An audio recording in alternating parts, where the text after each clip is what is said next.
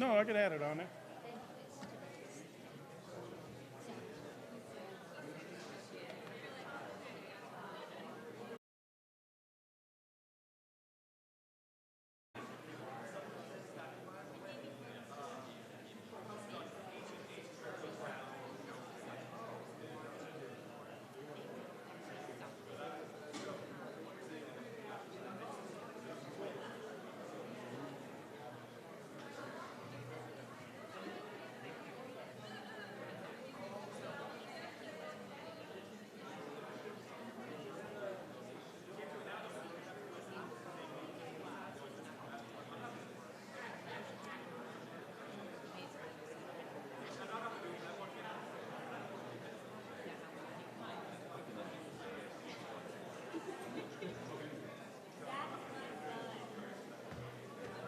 Killing me.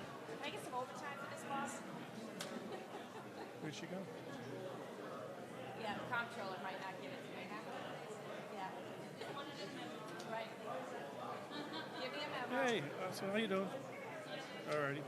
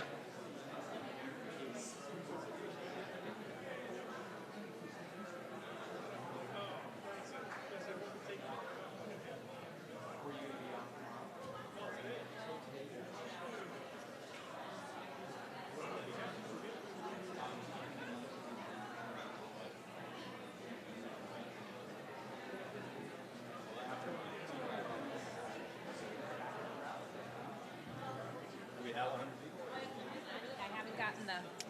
Okay. Yeah. Seems like it's pulling up. Yeah, it's getting there. I have on my contacts tonight, and I'm sorry because they're not that great. It's hard for me to see far into this assembly. So, Okay.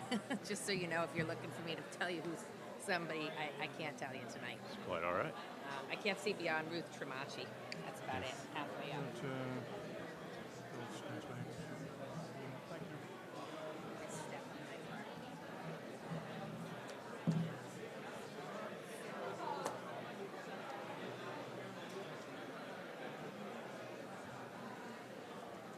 Yeah, so this is what I didn't send you.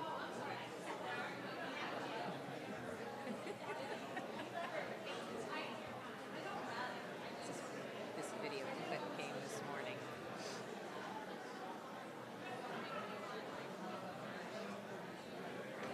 I feel like I was in House of Cards for a minute. Yeah.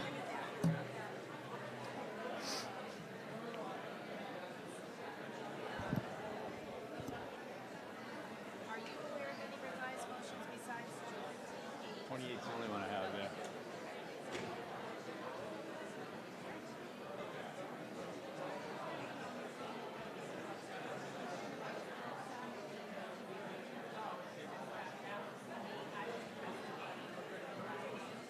Hey, Matt.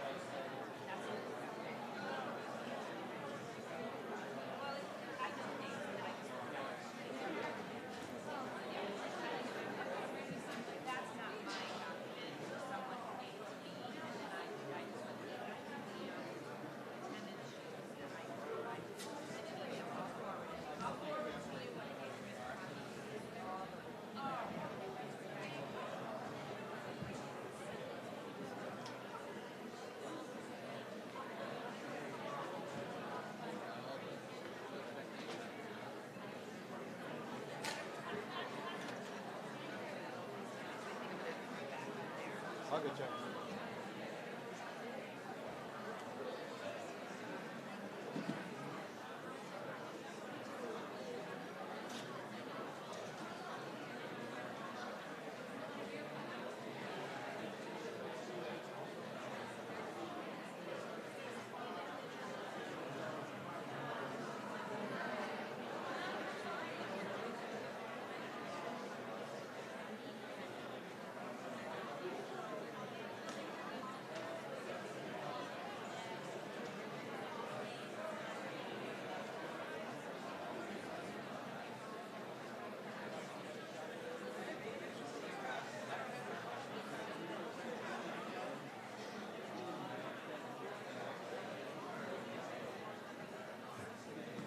You're all set?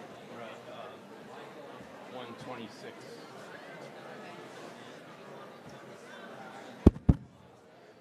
The town meeting will come to order and the members will take their seats. The chair is informed that we have a quorum.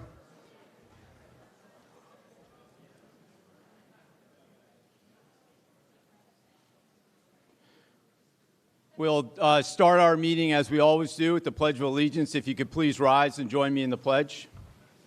I pledge allegiance to the flag of the United States of America and to the republic for which it stands, one nation, under God, indivisible, with liberty and justice for all.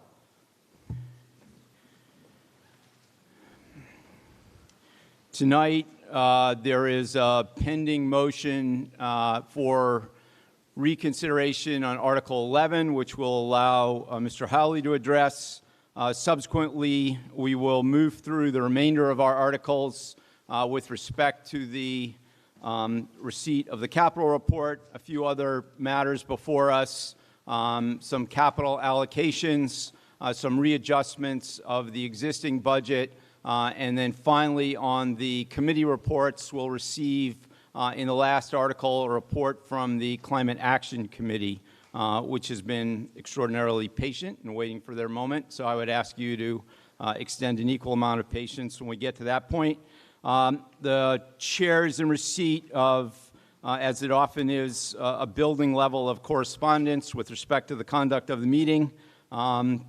Preliminarily, something I meant to mention at the outset of the town meeting, which is that the community, since we last met, lost Paul Mahoney. Mr. Mahoney, as all of you know from the presence of the Garden Center, is one of the largest businessmen in Winchester in terms of taking a small farm stand and building it up into a truly impressive and great regional resource for all of us and many of those in our neighboring communities.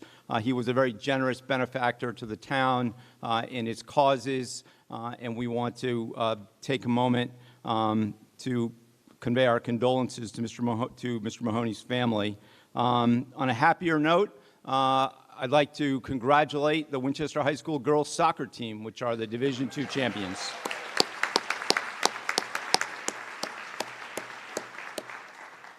A couple of other things that were raised with the chair in my recitation of those members of the community who had run for office and were not successful. I admitted our own Vincent Lawrence Dixon, who's a member of our Finance Committee and ran for Governor's Council. Thank you, Vincent.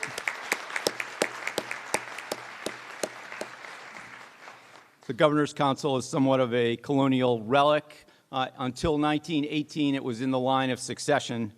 Since then, not so much. The chair also, the chair also, in addition to its other correspondence, was asked whether or not the chair was familiar with the fact that Governor Volpe went on to become the Secretary of Transportation and Ambassador to Italy. I can assure you I was familiar with that fact. We drove by Governor Volpe's house when I was a youth, at which point my father would point out that the governor, in fact, lived in Winchester, because where else would you live if you could live in any one of the 351 communities? Also, a nice note from Mrs. Howley in church. Howley movement, so I concur in that wholeheartedly. Finally, Finally, I would like to convey my own personal appreciation, along with the snowstorm, the third session of this meeting, and Thanksgiving week. I'm particularly appreciative that so many of you have shown up here tonight. As is the custom in my house to convey thanks around this time of year, we, of course, resort to poetry. This is a poem brought to the table by a younger member of the family that I've developed some affection for. The name of the poem is Starfish. It's by an American poet, Eleanor Lerman, who was born in 1952. The Starfish: this is what life does. It lets you walk up to the store to buy breakfast and the paper on a stiff knee. It lets you choose how you have your eggs, your coffee. It then sits a fisherman next to you at the counter who turns and says, "Last night, the channel was full of starfish." And you wonder, is this a message, finally, or is it just another day? Later, life lets you take the dog for a walk down at the pond, where whole generations of biological processes are boiling under the mud. Reeds speak to you of the natural world. They whisper, they sing, and herons pass by. Are you old enough to appreciate the moment? Too old.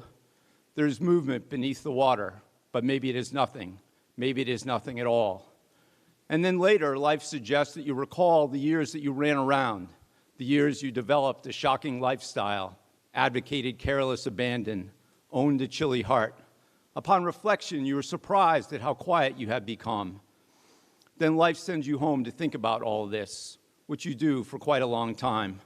Later, you wake up next to your old love, the one who had no conditions, the one who waited you out. This is life's way of letting you know that you are lucky. It won't give you smart or brave, so you'll have to settle for lucky. Because you were born at a good time, because you were able to listen when people spoke to you, because you stopped when you should have and started again. And later, life lets you have a sandwich and pie for your late night dessert, pie for the dog as well. And then it sends you back to bed, to dreamland, while outside, starfish drift through the channel with smiles on their starry faces, headed to deep water, to a far and boundless sea.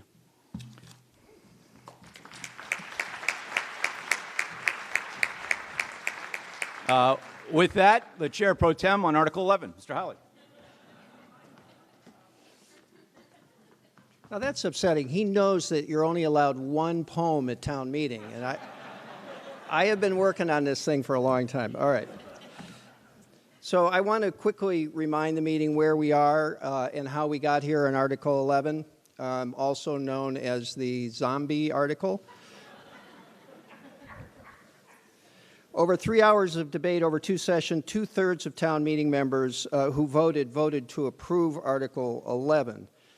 Prior to the conclusion of last Thursday's session of town meeting, a motion was made for reconsideration of the approved Article 11, and now it is before us as the first order of business on this third session of our fall town meeting. I think it might be helpful if I talk a little bit about the basis for reconsideration. A number of town meeting members have raised the question of whether the motion for reconsideration that is before town meeting is in order, pointing out that Robert's rules suggests otherwise. Before we proceed, I think it'll be good for us to understand this a little bit. Section 3.1 of the town bylaws provides that the proceedings of town meetings shall be governed by the rules of parliamentary procedures contained in the Robert's Rules of Order, as the same may be revised from time to time, unless another provision is made by statute or by the town's bylaws. Robert's Rules at Section 37, we go from our bylaws to Robert's Rules, provides that any motion may be made to reconsider a motion which has already been voted on, and that the purpose for reconsideration is to permit correction of hasty, ill-considered, or erroneous action, or to take into account added information or a changed situation that has been developed since the raising of the vote. And I would say, however else we might describe our deliberations on Article 11, hasty is probably not the word that comes to mind. But in any case, Robert's Rules goes on to say that, quote, to provide both usefulness and protection against abuse, The motion to reconsider can only be brought by a member who voted with the prevailing side. The question then becomes, does our own town bylaw address this question of capacity to bring the motion in a different manner, or in fact, does it address it at all? And while Section 3.7 of the town bylaws does expressly provide for reconsideration, indicating it requires a two-thirds vote and when it can be brought and the like, it is silent on who may or may not bring such a motion. And to me, this suggests that Robert's rules would control, and the motion for reconsideration of Article 11 having been brought by a member not having voted on the prevailing side would be out of order except for one thing. The chair does not believe that it has been the practice of Winchester Town Meeting to limit the making of the motion for reconsideration to the prevailing side. Although motions for reconsideration in Winchester Town Meeting have been relatively infrequent, it has been our practice to allow any member to make such a motion, whether or not he or she has voted with the prevailing side on the motion that has already been approved. And the longer that such precedent practice has been in place, the more weight it's entitled to. And I believe that precedent has been in place for quite some time for this town meeting. It may be a matter for future consideration by the Committee on Rules. This town meeting may wish to address it, but I think the place we're in right now is that I'm going to find that, in fact, the motion to reconsider is in order. And however tedious this has been, I hope that this explanation has been of some value. So the motion for reconsideration having been moved and seconded, it is a debatable motion. It requires two-thirds vote, which shall be by standing vote. I want to clarify a couple other things. The chair will not be recognizing non-town meeting members for this vote.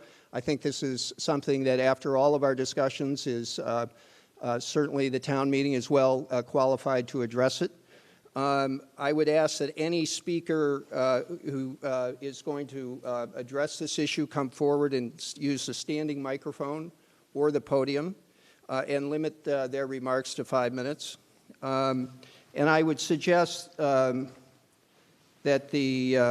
because I suggest these, if you will, this sort of suggestion of economy, because we have, in fact, given so much thought to this already. If the motion, just to look ahead, if the motion for reconsideration, in fact, achieves a two-thirds threshold, we will then immediately return to Article 11, and it'll be open to the floor for debate. So further on the motion for reconsideration, the chair recognizes the proponent of the motion, Mr. Conti. Thank you, Mr. Moderator. I'll be very brief. I won't take up any more time than we've already had on this subject. I'll tell you the reason I filed a motion for reconsideration is because I noticed that when the vote was taken, there was a rush of people who ran from the back of the auditorium where town meeting members are not supposed to be sitting and came in to vote. I've subsequently learned that, we've been able to identify those people as town meeting members, and hence their vote was appropriate, although they really should have been sitting here in the front part of the auditorium and not in the back where the guests are sitting. And I think that it's something that the Rules Committee also ought to look into, providing a little better security for identification of town meeting members, perhaps having us sit together by precincts so that we have a better idea of who's a town meeting member and who is not. So with that, I leave it open for any further discussion that anybody would like to have. Further on the question? Yes, sir. So I disagree with the previous argument on the voting procedure, because in Robert's Section 45 voting procedure, if any efforts to challenge, retake, or change of a vote is to apply to a vote after the result has been announced. So it must be taken immediately after the moderator's announcement, before any debate or business has intervened. So essentially what the argument about is out of scope of reconsider. Thank you. Mr. Moderator? Yes. Joan Miller, Precinct 6, and I'll beg your indulgence. I'm a relative newbie. This is my second town meeting, but first of the fall, and I appreciate the opportunity to speak. I did try to speak last week, and I thought that one simply sat and raised one's hand. I've since learned that you really need to get a little more up front and in front of the microphone, so I will do better in the future. But I just think I understand. I follow Robert's Rules of Orders in many meetings. I understand, how one wants to really abide by the rules, abide by precedent. But I think it is worth remembering that we're all neighbors here, and I believe that everybody in this room is here wanting to do what's best for the town. And part of what's, I think, been difficult with the Article 11 is that really we end up facing something that pits neighbor against neighbor. If we vote against Article 11, we hate children. If we vote for Article 11, we hate land-grubbing speculators or, indeed, property owners. And so I think, I would just hope that the Planning Board and others bring things forward to us with careful process. This seems to me to have been a little rushed from the get-go. And I think we should really pause and consider whether we want to take rights away from our neighbors and rather consider looking for a more careful process and careful planning process. Thank you. Thank you. Further on the question? Are you ready for the question? Yes, sir.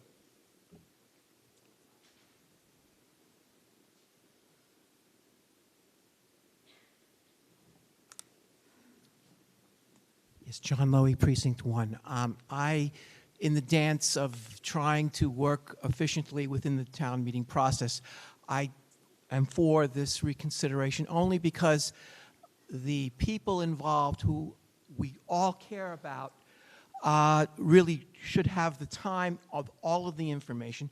And in particular, two my points I don't believe got addressed at the last meeting, and maybe I wasn't clear enough, and I will try to be more clear today on those points. I did want to hear the other select person's views, who was the no-sayer, as well as I was interested in what was the issue around the competing interests that we saw in the newspaper. I don't think we heard anything to that, and I think that's one of the reasons I want to consider it.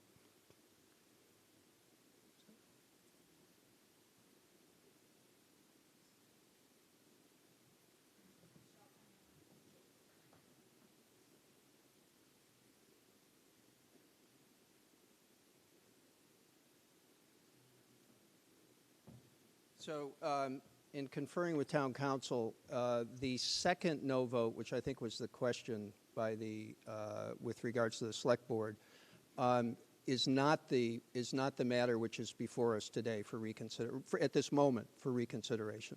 So if in fact that becomes timely, you can certainly raise that again. Yes, ma'am. Hi, thank you. Michelle McCarthy, Precinct 7. Just confused. If the only reason we're here for the revote is because they were questioning numerous moms who walked from the back and voted, and they've all been identified as elected town meeting members, now that they've been identified, I'm confused on why we're still deciding this. Well, I think the motion still stands. So although that was stated as the initial impetus by the town meeting member, unless I'm corrected, the motion for reconsideration still stands. Okay. I think, as the previous speaker said, we really need to treat everybody here with respect, and I think that it was quite obvious. The women who stood up have been on town meeting for years and years. Were easily identified in the video by the clerk who knew many of us by name personally, and I just think that that is, we are asking for respect that we stood up, we voted, and I think it's really unfair that this whole process is now taking place. It sort of turns people off from joining town meeting if you're going to try to throw out our votes. I think it's really disrespectful. Thank you. Thank you. Are you ready for the question? Okay. So the matter comes before the town meeting on the motion for the reconsideration of. Oh, we need to appoint tellers, I'm sorry. Yes. I'm assuming standing vote? Yes, it will be a standing vote. Carol? Yes. Mr. McIntyre? Mr. Hart? And Mr. Deering. Could you raise your hand? I forget exactly what this says. I want to get this right. Oh, yes. What's that? Carol. Oh, yeah. I'll count the select board, yeah. Okay. So Carol, you got the select board. And Archie, you have planning board. Mr. Hart, you have the FinCom. Mr. Deering, you've got that whole section back there. You just state that you Go ahead. give a true accounting of the recorded vote today at this town meeting for this reconsideration vote. Yes, I do. Okay. Now, the matter comes before town meeting on the motion for reconsideration of Article 11. This will be a standing vote. All those in favor of the motion to reconsider Article 11, please rise and the tellers will count.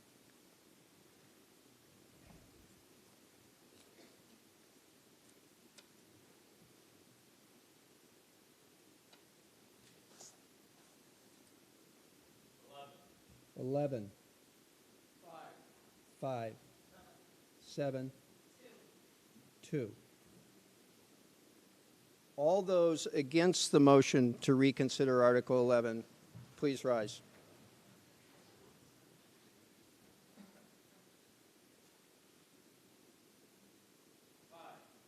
Five.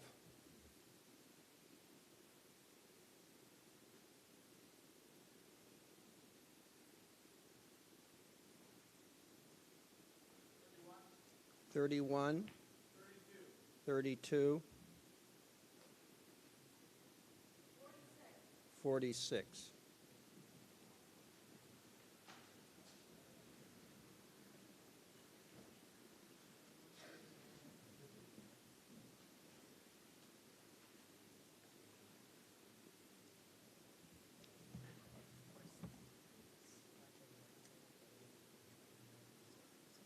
Yeah.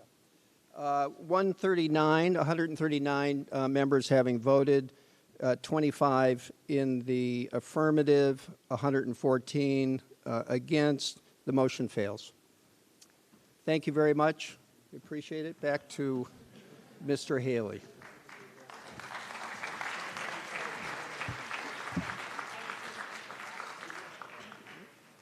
Sorry.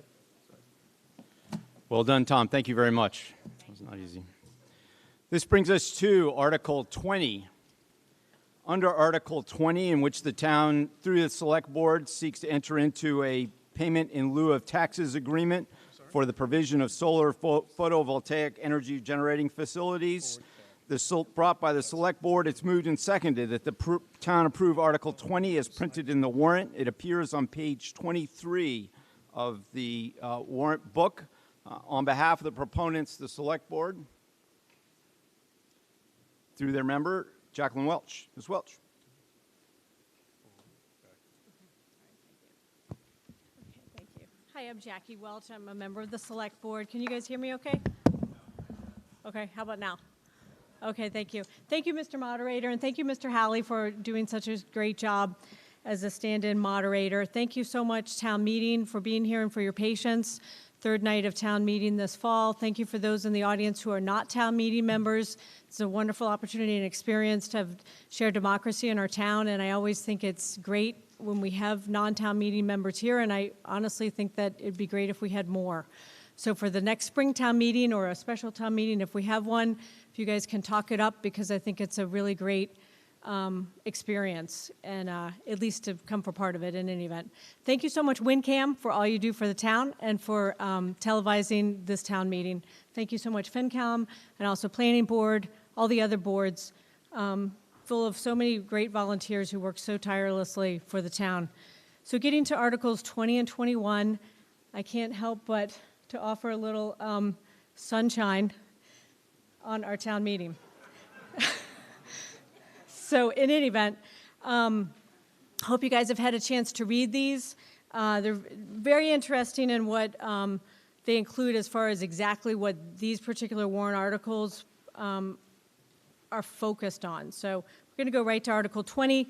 So the wording, as you probably saw, is to see if the town will vote pursuant to the provisions of MGL 59, Section 38H, to ratify payment in lieu of taxes. So you guys have probably heard that term before, pilot, payment in lieu of taxes. This would be an agreement So as worded here, is approved by the Select Board with the operator of solar photovoltaic energy generating facilities to be developed and installed on the rooftops of town-owned buildings. Excuse me, Jackie. Could we get the light off the screen, please, as possible? And then the light in the town clerk's eyes as well would be appreciated. Jackie, you can go ahead. Hopefully. Okay. All All right, great. Thank Thanks. you. Too much sunshine, I guess. In any event, so where was I? Energy generating facilities to be developed and installed on the rooftops of town-owned buildings consisting of the VO school and the DPW building, or to take further action in relation thereto. So just to let you guys know, at this time, we're just focusing on these two buildings. So it's just the Vincent Owen School and also the DPW building. So the motion, as you can see, is for the town to approve this article. And the background, as we have here, is that the Select Board has approved and executed a pilot agreement for the proposed solar projects to be developed at the VO school and the DPW, under which the solar developer would make payments to the town. Under state law, these agreements require ratification by the town meeting in order to be valid. So Article 20, we're just focusing on 20 at this point, payment in lieu of taxes program. We wanted to just provide a little bit of background here. So under this particular state law, hopefully you guys probably can't see it any better now, but anyway, it requires that municipalities tax real property. So here in this particular example, it's the solar arrays. And the term array, as many of you are probably aware, is sort of a combination of multiple solar panels. So in any event, this is for municipalities taxing real property used for profit. The town has opted to enter into a pilot agreement with Solar Energy Development, LLC, we call that SOLECT, which requires town meeting approval. So SOLECT would make annual payments to the town for the term of the agreement in lieu of real and personal property taxes on the town properties. So let's get a little. The Select Board discussed and town council assisted in the development and interpretation of the power purchase agreement, a PPA, with SOLECT. And just to give you a quick summary, the town benefits from the solar array on these two town buildings. And again, these articles just focus on these buildings at this time. So benefits from the solar array on these buildings without having to commit the capital to purchase and install them. So in other words, the town will not be buying these panels at this initial point. So it saves us so that we can use the money for other important things that the town uses money for. The town benefits from this arrangement from a reduced cost of electricity generated from the solar arrays leased from SOLEC. So this is leasing these arrays. The town also benefits from the pilot tax payments, so we will be getting some tax payments. The pilot agreements fix predictable taxes for SOLEC and for the town for over 20 years. SOLEC would be responsible for buying and installing the arrays and also for operation and maintenance. SOLEC receives federal tax benefits, state subsidies, and payments for electricity. Here's some further details that are important for you to know. The purchase power agreements are 20-year contracts for each of the two buildings between the town and SOLEC with provisions regarding safety, energy, payments, cooperation, liability, insurance, and others. The solar panels are not permanently installed onto the roofs, and instead they utilize a weighted ballast system. And the nice thing about that, sorry that you can't read it so well, is that it doesn't actually permeate the membrane of the roofs. It's a weighted ballast system. They won't blow away. They're very secure. It's been researched for many years, apparently, but this is a good system that preserves the integrity of the roof system. The solar arrays are removed at the end of the term unless purchased by the town. The town has the option to purchase the solar panels from SOLEC at years 7, 10, 15, and 20, if it wants, but it doesn't have to. And SOLEC will make annual tax payments to the town during the PPA term in lieu of real and personal property taxes. So here's a grid just to give you some illustration of how this actually works. I'm just going to walk through it very quickly. It's sort of self-evident here, but sometimes the kind of abbreviations are kind of a little, can be a little confusing all at once. So you can see on the left side, it indicates which facility. So in this case, Vincent Owen on the first line. The array size, this is like kilowatt 58.3. the PPA rates, so Smart Block 3. So this section, this column, our final rate will depend on the timing of the application to the SMART program, which will determine the town's pricing block. So this is not necessarily guaranteed here, but it's just an illustration. And on the last column, it indicates the estimated savings over 20 years to the town, so $81,000 for the Vincent and Owen energy savings, $81,100. And then the estimate of the pilot payment that the tax would be getting from SOLEC is $10,642. And then the next facility analyzed here is the DPW, and that solar array size you can see is a little bit bigger.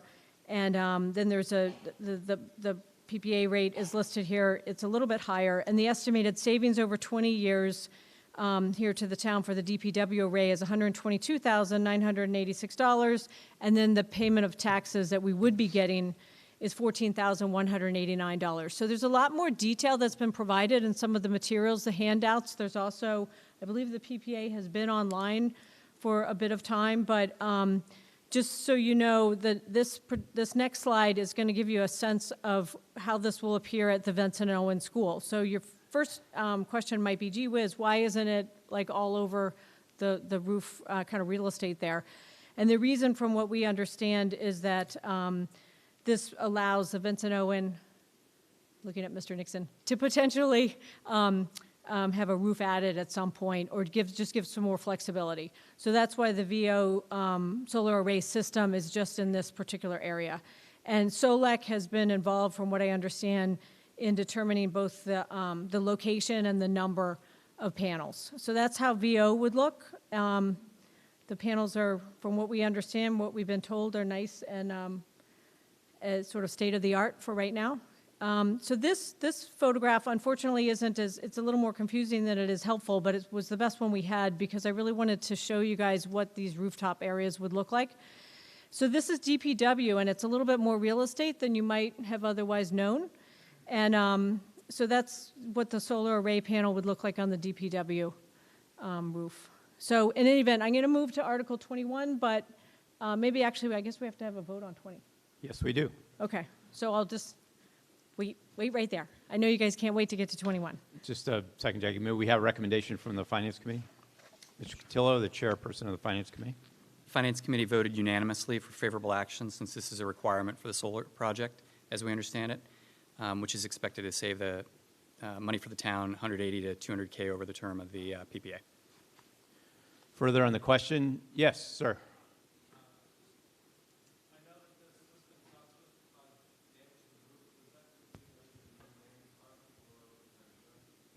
The town meeting member asked whether or not the engineering department has reviewed the issue of whether the installation of the solar array will cause damage to the roof and whether or not there's insurance that would be applicable to any such damage. Thank you for those questions. Those are great questions. And we've been advised by several professionals on the team that's been working on this. And at this point, before I get to your question, I also wanted to extend our gratitude and appreciation to Peter Lawson and also Sue McPhee. So I think, Sue, that might be a good question for you. Thank you for the question. It's a good one. Ms. McPhee? Yes. Let's So, go ahead. to answer the roof question, there's a warranty on the roof. The warranty wouldn't be voided. The panels are ballasted. So there's the roof material. The ballast system goes on top of that, but between there's another little layer of roof material put down so it kind of matches. And then the weight of the ballasted system makes the system just sit on top of the roof. So there should be no damage. In fact, the roof is supposed to last longer as a result of having the sun and the weather off of the roof for the lifetime of the array. Further on the question? Yes, ma'am.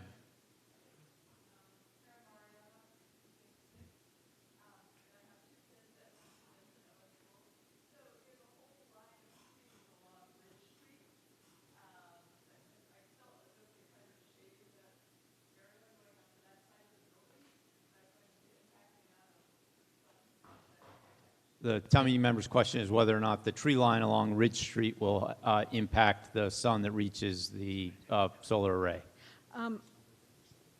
Yeah, I believe, first of all, SOLEC was directly involved in determining the placement and the location, as well as others on the team, including, of course, Sue McPhee. But they tried to figure out the location that would bear the most fruit, so to speak, that would be the most efficient and productive as far as the obtaining the best use of the sun.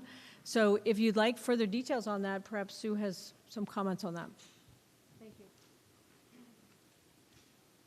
Ms. So McPhee. we've actually studied all the roofs in town to see where we could put solar, and the Vincent Owen roof is great. It's actually slanted towards the south a little bit, and the roofs are taller than the trees. So the sun's coming at it from the front side of the school, and there should be no shading at all from the studies that we've done. Thank you. Further on the question, yes, Ms. Filio. Ms. Filio's question is, what is the lifespan of these solar panels? So they are, we talk in terms of 20 years, that's what the contract is for, but as the technology has advanced, we're told that panels are routinely lasting 25 and 30 years.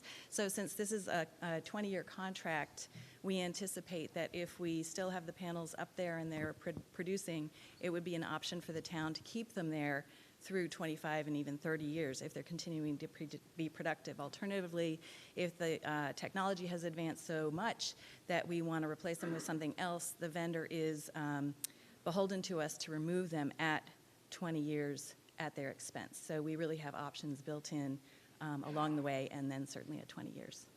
Further on the question, yes, Mr. Collette.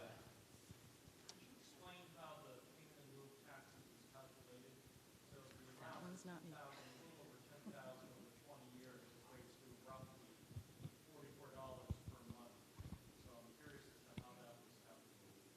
The town meeting member's question is, how was the payment in lieu of taxes calculated, and how was that amount arrived at?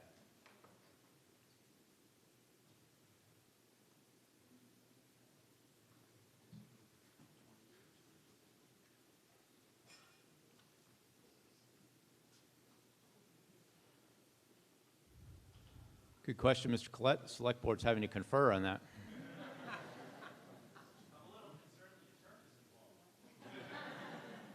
Everybody's going to earn a living, man.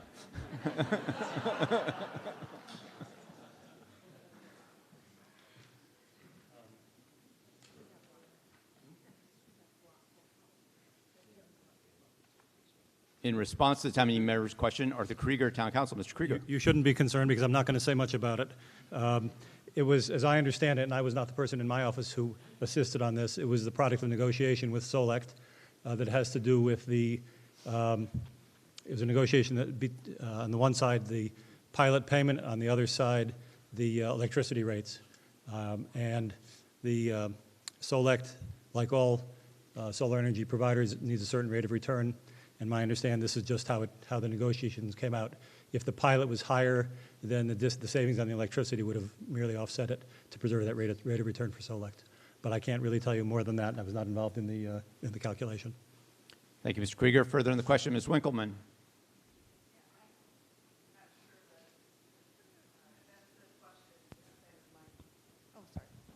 Sherry Winkleman, Precinct 8.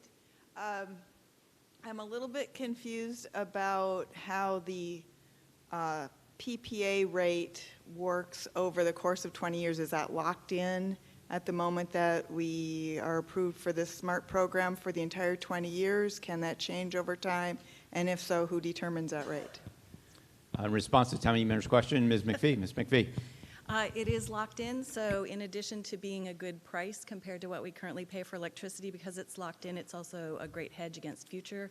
We don't anticipate electricity rates are going to go down anytime soon, so the fact that we have a rate certain for 20 years is a good thing. Thank you. Further on the question, yes, Mr. Wilson, and then, ma'am, I'll get to you. Roger Wilson, Precinct 1, through you to the Finance Committee.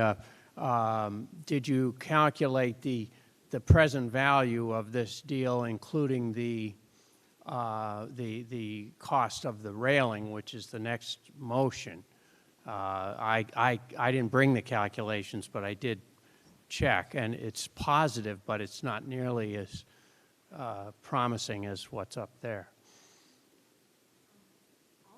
fantastic questions, and it's great to have a dialogue about them. But I believe your question, Mr. Wilson, relates more directly to 21. So if it's possible to have that, unless I'm wrong. And if I'm right, then maybe we could address your question after the 21 presentation. Excuse me, we wouldn't be building the railing if we didn't have the units on the roof. To answer the question, no, we didn't run an NPV calc. We felt confident that the spread in the numbers looked pretty good. There's no cost to actually put the project in, and we're saving. That's correct. To put the project in this article, there's no cost. Yes, and the next we'll talk about the railing. Correct. So the reference is the subsequent Article 21. It turns out that to install the solar array also requires, as a safety measure, that the town put up a railing, which costs $35,000 to install. So the references that are being made to 21 refer to the $35,000, which we'll seek to approve separately and with less debate when it comes up. Mr. McIntosh.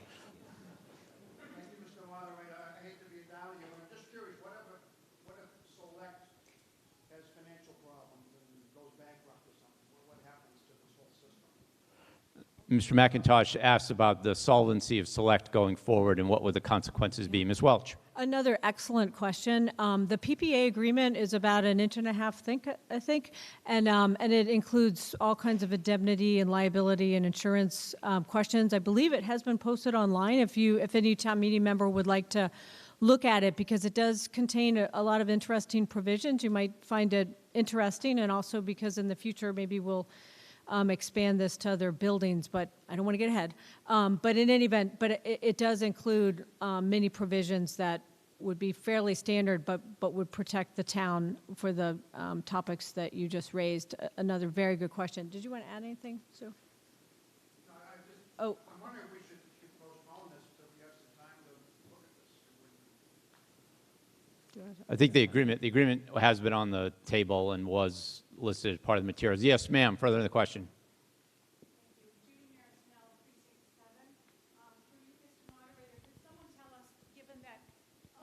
Vincent Owen was built with specs already, and this is being added to the roof. I understand that this doesn't sit directly on the roof from what we've heard tonight, but what is the impact of the weight, and what is the weight of these panels? Good question. What will be on the roof, and how will that impact the security of the roof?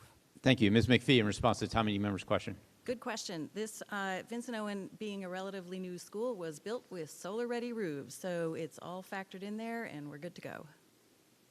Great. Thank you. Further in the question, Mr. McIntyre. Mr. Moderator, my name is Archie McIntyre, Precinct 3. Through you to the selectmen, it appears that this is probably a lucrative project for this vendor. I wonder if the selectmen solicited competing bids, and that would help us to understand whether the payments we're getting, including the pilots, are market rate. Thank you, Mr. McIntyre. In response to the town meeting member's question, Ms. McPhee, as to whether or not there were competing bids. This is actually our third try at solar for the town, and we went with Select because they had done a competitive bid on behalf with a nonprofit organization on behalf of all the municipalities in the greater Boston area, so that a lot of the RFP work, the responses to the RFP and so forth, was already done on behalf of all the municipalities. So it saved us a fair amount of shoe leather, if you will, in putting this together. So there was a competitive bid process. It was done at a larger level. Select has put, I think, over 40 rooftop arrays on school buildings around the greater Boston area, so we're not the first cab off the rank. Thank you. Yes, Ms. Filio with a follow-up.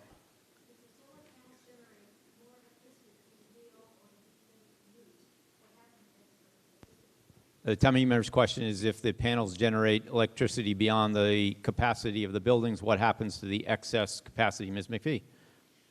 There's a program called net metering. So should we, on a hot summer day, not have kids in the building and generate electricity at VO, that's where I think this might occur. The meter spins backwards. We get credit towards, because believe me, Vincent Owen uses a lot more electricity than these panels will generate. So it just basically gives us a credit towards the next bill or the next day. Matter comes before the town meeting as previously presented by the chair. All those in favor, please say aye. Aye. Opposed? Ayes have it. The motion passes. This brings us to motion article number 21, in which the select board seeks authority to expend the amount of $35,000 to put up railings. Under Article 21, it's moved and seconded. The town vote to appropriate $35,000 from free cash for the purpose of Article 21 as printed in the warrant as set forth on page 24 of the booklet. In support of the motion, the select board, through its member, Ms. Welch. Ms. Welch.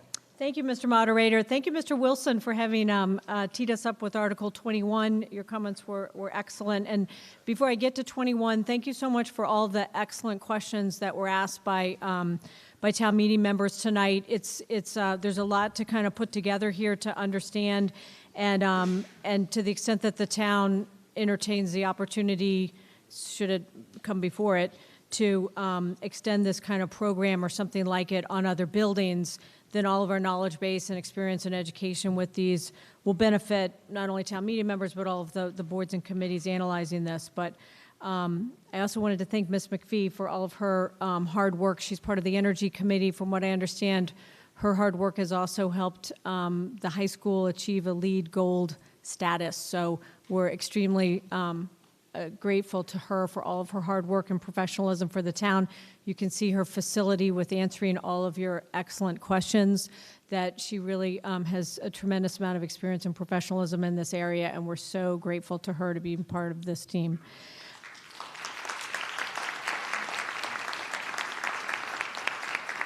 So in any event, getting to 21, as Mr. Wilson was pointing out, 21 focuses on railings, and so the point of the railing sort of gets to the other town meeting members' comment about potential liability, that sort of area. So as we know, it snows in New England. There's a variety of reasons why there may be an important need for people to be on the roof for various maintenance reasons. So VO is not a low building, as we all are aware. So it had been determined that railings were going to be very important for because the area between the solar array and the edge of the roof is not sufficiently extensive to be confident that it's that it wouldn't expose workers who may be up there to a hazard. So in any event, Article 21, as is written, focuses, this one is just on the VO school. So this is the installation of railings and to appropriate from free cash for or other available funds for this purpose. So the motion focuses on appropriating $35,000 from free cash for the purposes of Article 21. As you see the background, this article provides for funding of a safety railing system for fall protection on a portion of the Vincent Owen Elementary School roof in and around the area of the future solar panels. The Select Board approved the PPA, as we were talking about earlier, with Solec Energy Development for installation of the solar photovoltaic arrays on the VO school roof. The addition of the array would reduce the space between the array and the roof edge, resulting in a potentially dangerous situation. Installation of the safety railings will protect employees and contractors performing maintenance in those roof areas, and the appropriation request is $35,000. So on the one hand, as Mr. Wilson was pointing out, this additional expense means that our overall kind of incoming or revenue or net gain from this is less. But obviously, we don't want anybody to get hurt. The roof protection is important. And certainly if someone, unfortunately, if there was any kind of a situation, then that would expose the town potentially to more liability or cost. So in any event, another photo here of the VO school. The dark blue, from what I understand, at the edge is where the railing system is. If there are any more specific questions, we also have Ms. McPhee here, but I particularly wanted to also thank the DPW for their hard work with respect to this article, and also Mr. Peter Lawson in particular. So I believe that's it. Thank you, Ms. Welch. When we have a recommendation from the Finance Committee, Mr. Cotillo, it's Chairperson, Mr. Cotillo. So here's the benefit of having some very smart people with you on the Finance Committee. We voted unanimously for favorable action, again, since this is a requirement for the project. And I'll say is more than offset by the associated savings. We actually did just the team ran a quick calculation. We see a payback between 7 and 8 years. Is that correct? Yeah. Thank you very much. Further in the question, Mr. Deering.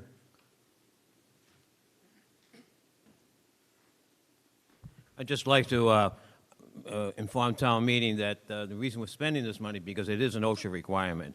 There's a set of rules, and municipalities now come under OSHA before they were excluded.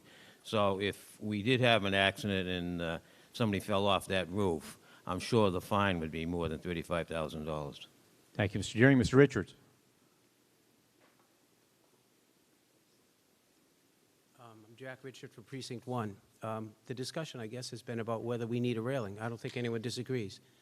And I really hesitate to second-guess those folks who do a lot more work on this than I ever would, and I appreciate all the work you do. And one of my pet peeves here is when the Finance Committee or the Selectmen make a recommendation that they've put dozens or hundreds of hours into, and someone thinks about it for a few minutes and says, you know what, we could do it this way, do it differently. So with that being said, though, I would ask the town meeting. Good setup. So we know we need a railing. The question, of course, is, okay, so who's going to pay for it? Now, I've done a lot of business and a lot of business negotiations, and this is a rounding error for them. They're making a lot of money here, or they wouldn't do the deal. They signed the deal. I don't want to kill the deal, but they signed it knowing it had to be approved by us, the town meeting. Now, if we in town meeting say, I love the deal, let's do it, but you know what? You're going to pay for the railing. We're not. I think they'll still take the deal. And I think if they won't, you can come back and get it yesterday, tomorrow, or any other day. But I'm telling you, if you all here want to save the town $35,000, vote yes on 20, vote no on 21, and they will still do the deal. These are incredibly lucrative. I used to work in the United States Senate. I have a feeling for how these get put together. They're making a great deal of money. It's a great deal for Winchester. I applaud the people who negotiated it. At this point, don't pay for the railing. They'll pay for the railing. Please, give it a chance. You watch what happens. Thank you. Further on the question. Yes, Mr. Collette. So will we expect railings to be put on the DPW building as well? And so an additional cost of $35,000 may be coming in the fall. The town meeting member's question is whether or not railings will also be required on DPW and a commensurate cost. Ms. Welch, in response to that question.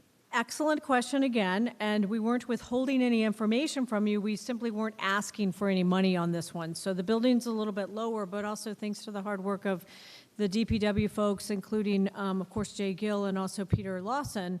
From what we understand, there will be a railing on the DPW roof as well, but the cost is much less, and they were able to figure out a grant, and so the net cost is substantially less. So do we know what the cost is? Excuse me 1 second.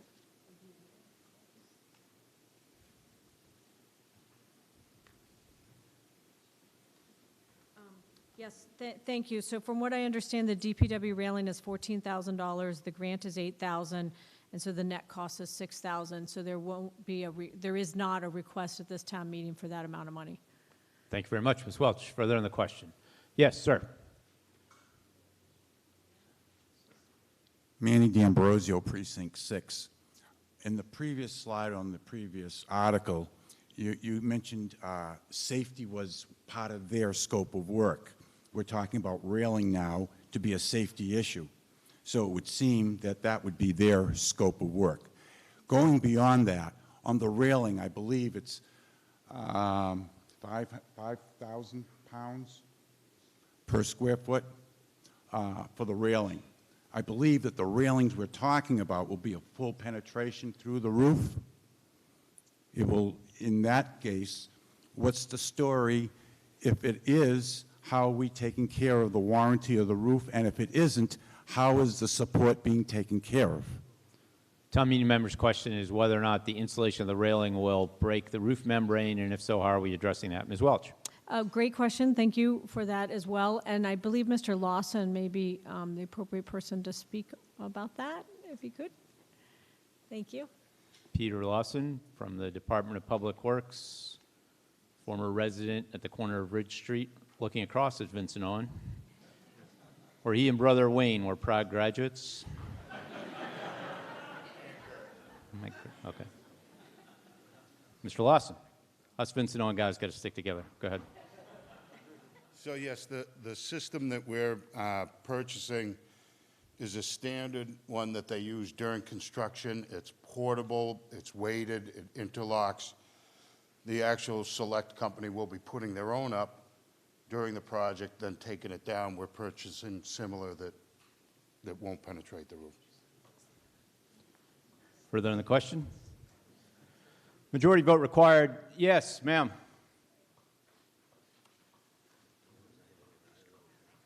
Just speak really loudly. I'll interpret.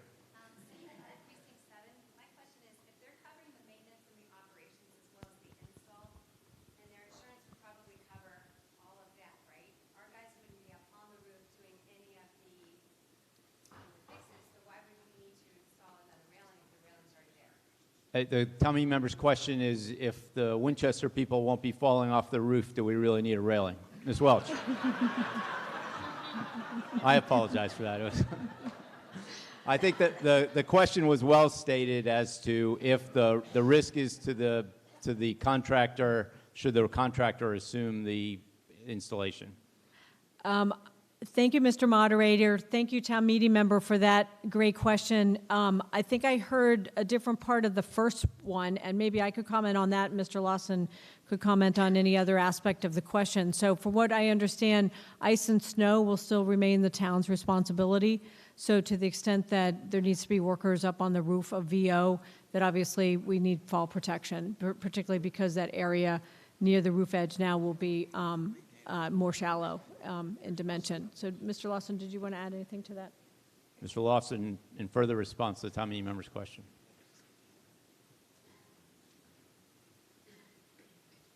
So at least twice a year, we go up onto the roofs to do our own inspection of the roofs to make sure that we're performing any maintenance so we don't get leaks.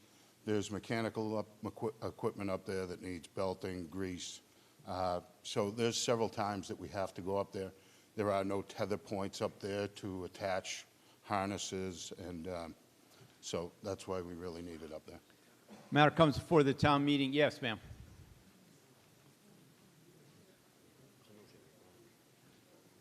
Before he leaves, the reason this is here is for OSHA. There are other alternative options like tethering, which are more cost-effective. Can you explain why you're going this route versus the other options to meet OSHA requirements for safety?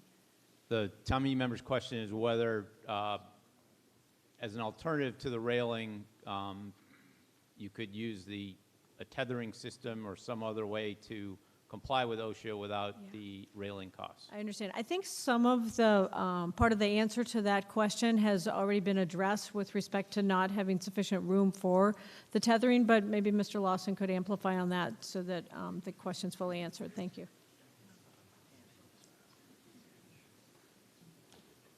So a lot of our focus has been about the roof itself. If you wanted to set up a tether system, which is cumbersome, it would cause it to be very intensive to try and get from one end of the roof to the other. There are no engineered tie-down points on this roof. You would have to cut into the deck. You would have to penetrate and do some welding and put points in, and the roof would probably cost more than the railing. And if we had to, with this railing system, we could take a piece and move it to another area. For some reason, we had to do something in another corner of that roof, or even potentially move it to another building. Matter comes before the town meeting as previously presented by the chair. All those in favor, please say aye. Aye. Any opposed? Motion passes. This brings us to Article 22. Under Article 22, in which the town seeks to appropriate certain funds for legal and professional services to pursue an appeal pending in the Supreme Judicial Court of the Commonwealth of Massachusetts, it's moved and seconded that the town vote to appropriate $70,000 from free cash to supplement the Eversource account 0397252 appropriated at previous town meetings for the purpose of legal and other professional services needed for the town's appeal of the final decision of the Energy Facilities Siting Board, EFSB, to the Supreme Judicial Court, Supreme Judicial Court number 2018-0141, pertaining to EFSB's approval of the placement of an underground 345 kilovolt electronic transmission line beneath Cross Street and Washington Street, Winchester, as proposed by the Eversource Energy in EFSB 15-04. Motion brought by the Select Board on behalf of the proponents. Its chairperson, Mr. Grensback. Mr. Grensback. Mr. Moderator, ladies and gentlemen, this is money to fund our continuing litigation with Eversource. I hope most of you are now familiar with their proposal to put a 345,000 kilovolt, 345,000 volt line, transmission line. They would route it from the Woburn substation across Main Street, down Cross Street, take a left turn and go up Washington Street on its way up to Medford and over to Wakefield. They looked at several alternatives, including one going down Green Street in Woburn. When we looked at it several years ago, we said we thought the Woburn Street route was much favorable. They disagreed. We looked at our route and said it's very densely developed. It goes under the railroad tracks. It has to drill under the Aberjona twice. It's going to be very expensive. And we also said that you're going to be basically packing a very large square box against our water, sewer, other facilities under theirs. Once this thing is in, it is the sort of electrical equivalent of an interstate highway. You move it, you can't get near it, you can't dig underneath it very easily. We made these arguments to the Energy Facilities Siting Board, which is the state agency that, or the state board that oversees these kinds of decisions. They sided with Eversource, not surprisingly. They said, we think it's a wonderful route to go down Cross in Washington, regardless of the costs and impact. We objected, and we went in and we testified over the last several years very extensively on why we thought it was a lousy route and they should move elsewhere. They said, well, thank you very much. We appreciate your testimony, but we're going to overrule you. And our recourse at that point was to appeal to the Supreme Judicial Court. We've done that. Our briefs are being filed now. This money would carry us, I hope, through the end of this year when the court will make a decision. We have to file the briefs. Those are in process now. We will have to, the attorneys will have to respond to questions but the court may ask, and then if there's any other further discussions, we'll have to deal with those. We would hope that the court will come down on the side of the town saying that Eversource did an inadequate job of analyzing this, and they should go back and pick another route. The other thing we're basically telling them is that we think that the technology that Eversource has picked, which is sort of a different, it encases the cables in plastic conduits in a very large box. It's unusual. It's not used in this area. We can think that the electromagnetic fields that's generated by that are greater than the conventional technology, and we'd like to push back on that as well. So the short of it is this is money to go to the legal team to competing. We hope to be able to push Eversource either to move completely out of thing or to mitigate their impacts fairly substantially. So the board is unanimous in recommending favorable action on this. It has been quite a long effort, and we'll see where we go, but I don't want to give up now. Thank you, sir. Thank you, Mr. Grenzbach. May we have a recommendation from the Finance Committee? Mr. Cotillo, it's chairperson. Mr. Cotillo. Finance Committee voted favorable action since this is required to continue to make our case for the 345 line routing changes, which, if not implemented, meaning if the changes aren't made, as Lance just highlighted, it would have significant long-term expense impacts on the town. Matter comes before the town meeting on Article 21. The motion is previously presented by the chair. Mr. Conti. Mr. Moderator, I certainly hope that the town is successful. However, I wonder if town council has researched whether any town has ever been successful in appealing an energy facility siting board decision.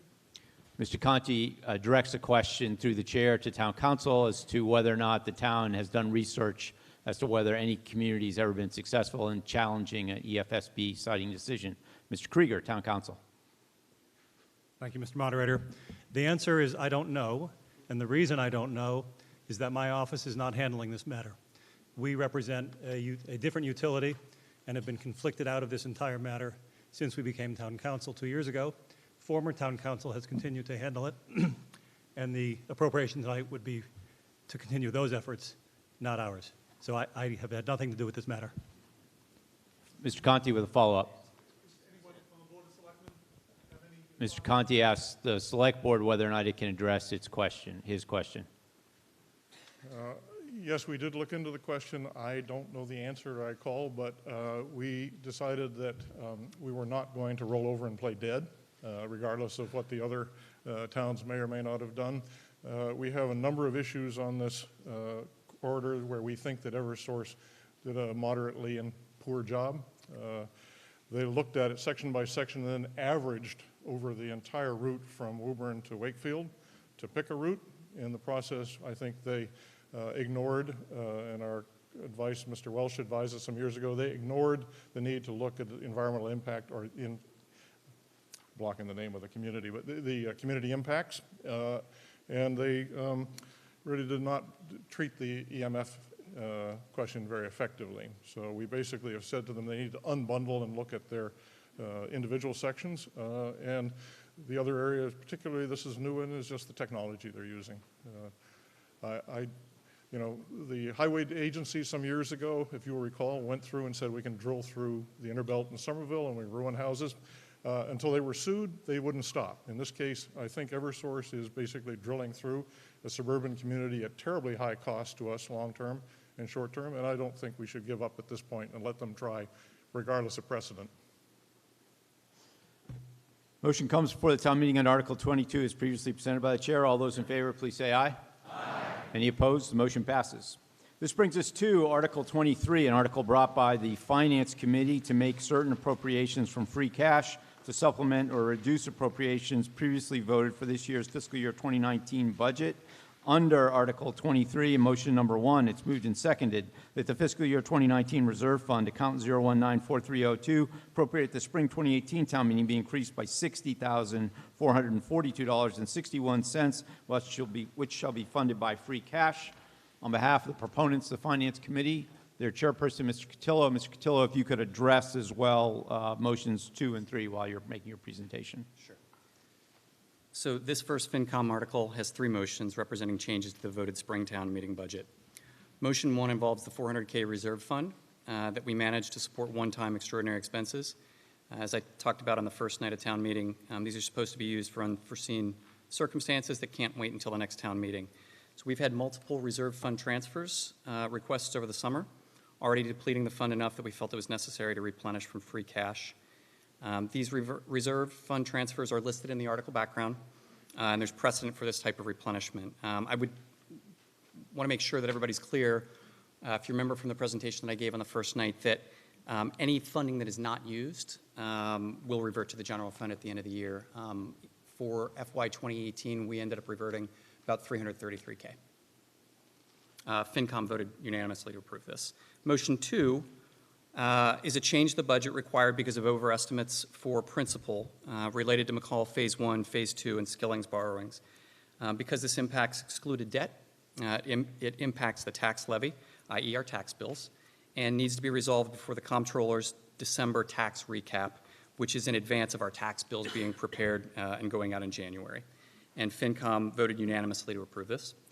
Motion 3, related to the prior motion, motion 3 is an update to estimates for debt interest that were low, both for excluded and general debt related to McCall and high school borrowings.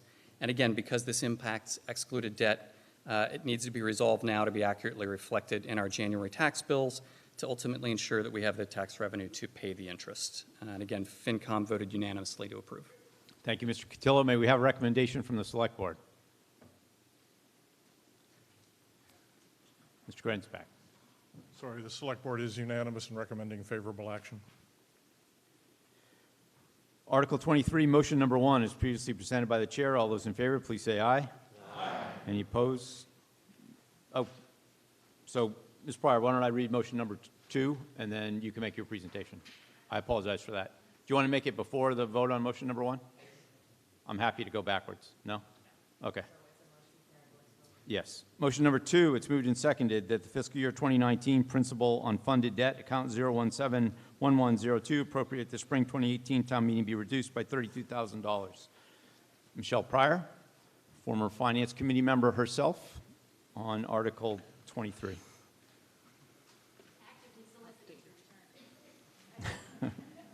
And consistently saying no. Thank you. Thank you. Ms. Pryor. So I'm going to do a little roll back to night 1, Article 1. So the Wayback Machine is the theme of the night. And yes, Ms. Allison wants me back, and I will continue to say no. On this particular article, I am in favor, so let me get that out of the way. But I think the reason I wanted to stand is I have some questions on the state of the town. I have some questions on free cash use, and the moderator is graciously going to allow me to ask them. Free cash, as we think about it, we've seen a trend, or we've heard about a trend where we're continuing to use a lot of free cash. So I wanted to break down 4 years' worth of free cash out of the Comptroller's report, yellow sheets, town manager's budget. We're using $1 million or so to balance the budget, of which these kinds of articles, when we vote to balance prior year budgets, comes out of free cash. I included that from the comptroller's report. We use about $500,000 on capital. And if you look over in 2018, we used $571,000 for all-day kindergarten, a proposition that was supposed to be budget neutral, and a proposition which now is potentially tied up in an override to get all teachers' aides in all-day kindergarten. In 2019, the town manager, outgoing town manager, proposed to use $1.8 million for the budget. We wound up using about $2.5 million for the budget, 2.2 on the operating, $371,000 when the reserve fund was available. As you just heard Aaron say, they returned $333,000 to the reserve fund at the end of last year, but we voted articles to the tune of $371 in the spring when we could have used that money. Yes, it goes to the bottom line, but if the trend is look at this free cash use, this number is massive. If you look at it this way, it doesn't quite grow at the same alarming rate. $531 for capital in the spring budget, and another $500,000 for school capital expenses. So I don't doubt that we need an override. I don't doubt that we have sustainable revenues. I don't believe we do, but I think the size and the pace is a little bit accelerated. The other notion from the first night that I wanted to talk about was per pupil spending, a number we hear all the time that we're not supposed to be proud of. That comes out of the Department of Education report. Those reports are standardized. Every district does them. They don't, however, include costs like debt service and some townwide allocations. They do follow certain allocations for energy and the like, but I wanted to go through two things from the first night's report.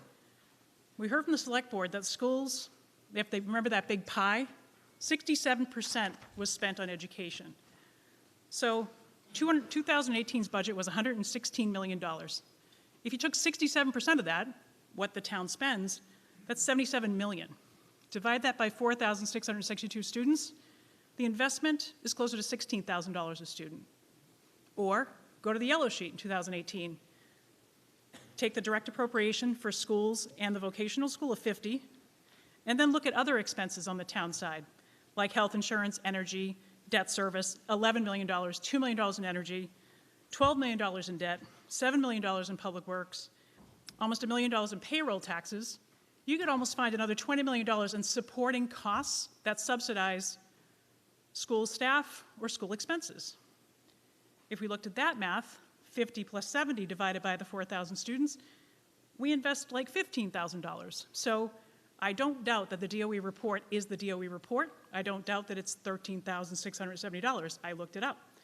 But I think the investment that the town makes to support the overall school operation is $2,000 or $3,000 more per student. I just want to recognize the fact that it's not $50 million plus some allocations. It's significant investments that we all fund and we should continue to fund. Before I get to the questions, and I will pass those along through the moderator, as we're looking at operating override and a capital override, again, I believe we need them, we also have to think about wants versus needs. So for a program like all-day kindergarten, there might be a want for teachers' aides. There might be a want like expanded world languages, but there might be a legitimate need for increasing enrollment and increasing teachers. If you look at the central office, they need to have an office. However, in other Middlesex County school systems like Reading, Stoneham, Wakefield, and Woburn, their central office is co-located in the high school or the middle school. We missed an opportunity to do that when we built this school, but we have a chance to rectify that when we build a new Lynch school. We already experience homeowners who put their houses on the market the day after their youngest child graduates high school. Those houses turn over, new families move in. If we pass this increased taxes such that houses without children, be they empty nesters, adult-only households, the elderly and our senior citizens, if those people sell their homes, that potentially puts additional pressures on our town services. And I would argue that when any of us go to sell our house, the presence or absence of world languages in 6th grade may not be a reason to not move to Winchester, but a $15,000, $20,000, or $25,000 tax bill very well may. My questions for the moderator, I have 3 for the select board, 2 for the school committee, and 1 for the planning board, so there you go. They are related to your article and presentations. They are related, I think, to override justifications, and if I can indulge the moderator and you all, I'd appreciate some responses. Peter, do you want to read them off, and I can sit down, or?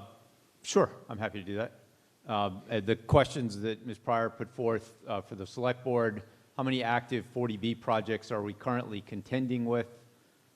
Holton and Forest Ridge are on hold. She observes Cambridge Street is in litigation. What else is looming? The Select Board, in response to the... Are we debating Article 1? We are not debating Article 1. However, under Article 23, the town's looking to appropriate funds having to do with the current year budget. These questions seem relevant to the current year budget. They seem material to the issues that we're debating, and the chair views them as questions which are in order. So I understand the Select Board is not necessarily prepared to respond to them, although I also understand they were circulated previously. If there are responses, please provide them. If not, we'll move on. The information on the slide is correct. As far as we understand, the Holton and the Forest Ridge projects are on hold. We have not heard further from either developer. As to the question of Cambridge Street, it is in litigation and which has not yet been resolved, but we assume that at some point that one will be advanced and that the project will be built.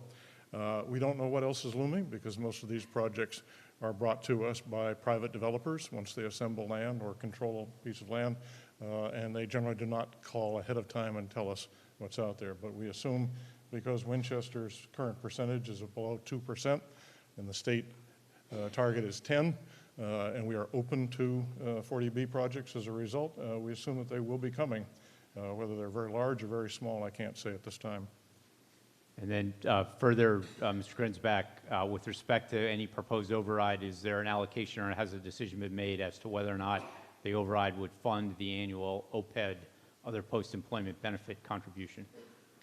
We have made no decision at that point. We are not looking at managing the individual budgets. That's something that the town manager and town meeting will do. We were looking at the overall trends and patterns of expenses and revenue, and that's what drove the discussions. Discussions like this we will engage in December and January, and it will be debated at Springtown meeting. At this point, I don't think we're really prepared to sort of talk very specifically about which line item is going to be increased or decreased. We're looking at generally the difference between the structural deficit between what our expenses are as the town grows and the revenues we can bring in, and flagging for town meeting. The fact is we need to address those. So at this point, we're not looking at line item budgeting or line item decisions. And Mr. Grinsback, does the same hold true with respect to the plan for the use of retiring debt to fund capital improvement?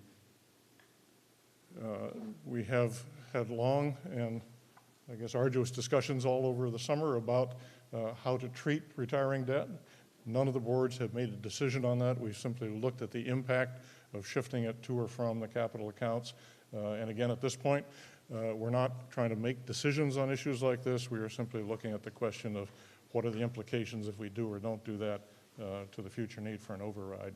Again, we are not micromanaging the budget out for the next 5 years. We are looking at the general needs and general issues. I appreciate the questions, but I think you're several leagues ahead of us on this question. And with respect to the school committee, Ms. Pryor's questions were with respect to the school's master plan of 2017. A renovation of the carriage house was estimated at $3 million. How will that be funded? Through an override, debt exclusion, or through the operating budget or some other way, if those decisions have been made? In response to that question from the school committee, Chris Nixon. Mr. Nixon.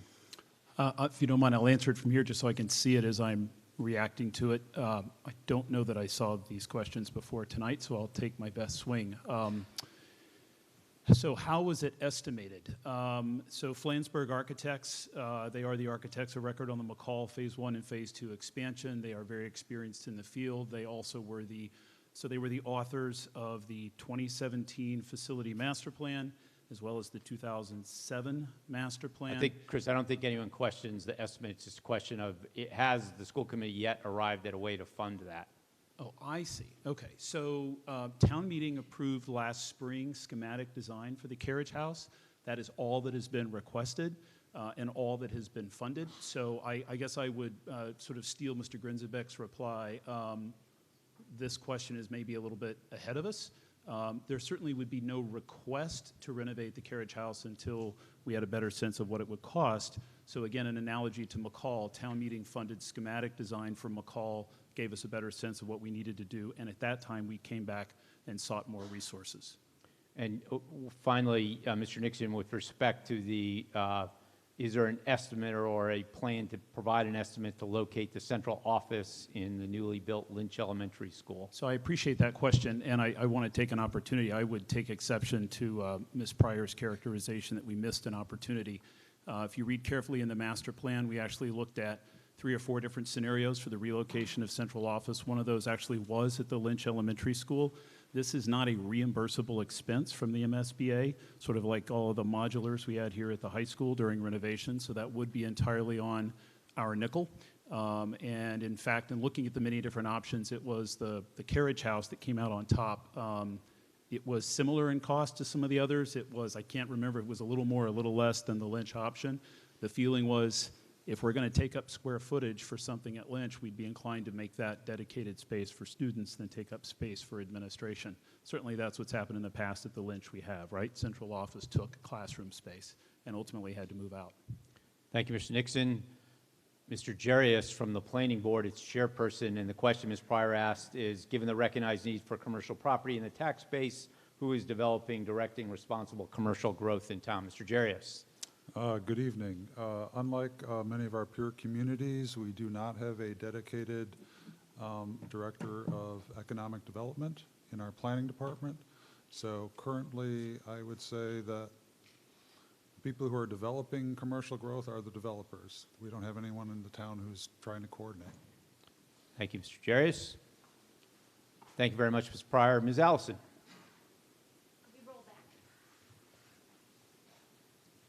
Thanks, Matt. Sam Allison, member of FinCom. Just one comment on OPEB, which is near and dear to our hearts. We have had some very preliminary conversations. I think first we've talked about if an override were to pass, that there would be at least maintaining the rough level of OPEB funding that we've had year over year to date, which has ranged somewhere around $200,000 to $250,000 a year, which is by no means adequate, but is at least something. And what we've started to talk about is potentially pursuing, once the pension liability is funded, which we believe is on track for to be funded by 2029, that then the monies that are currently contributed to that could be reallocated over to the OPEB fund as well. So we are looking at some of those long-term requirements to try to shift some of those dollars as soon as they are available. So just wanted to offer that. Thank you very much, Ms. Allison. Further on the question, Mr. Grensback. Mr. Grensback. As a concluding remark, Mrs. Pryor's questions are excellent. These are the ones we looked at all summer. We have not resolved them.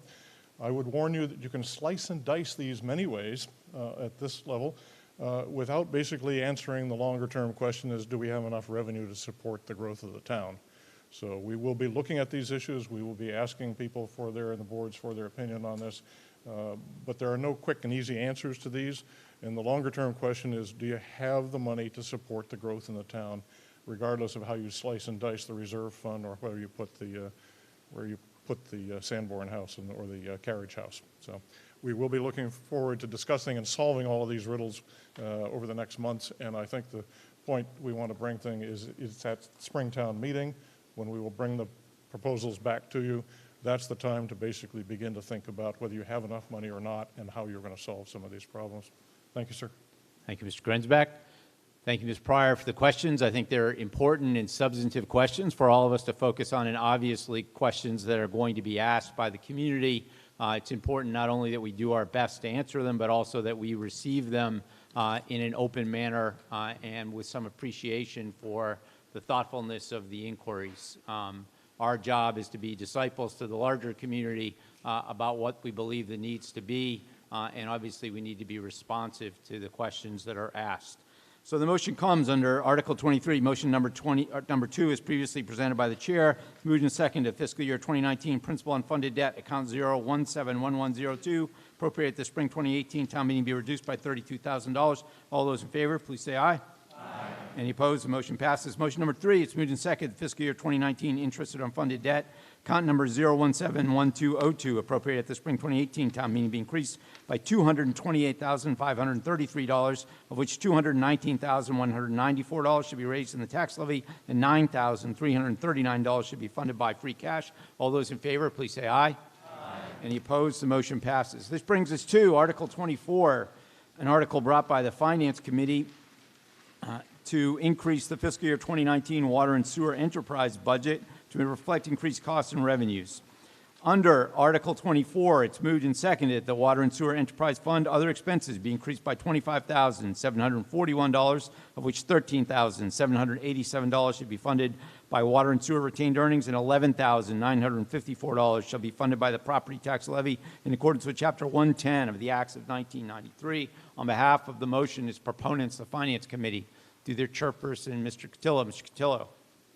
Thank you. Article 24 is caused by a timing gap.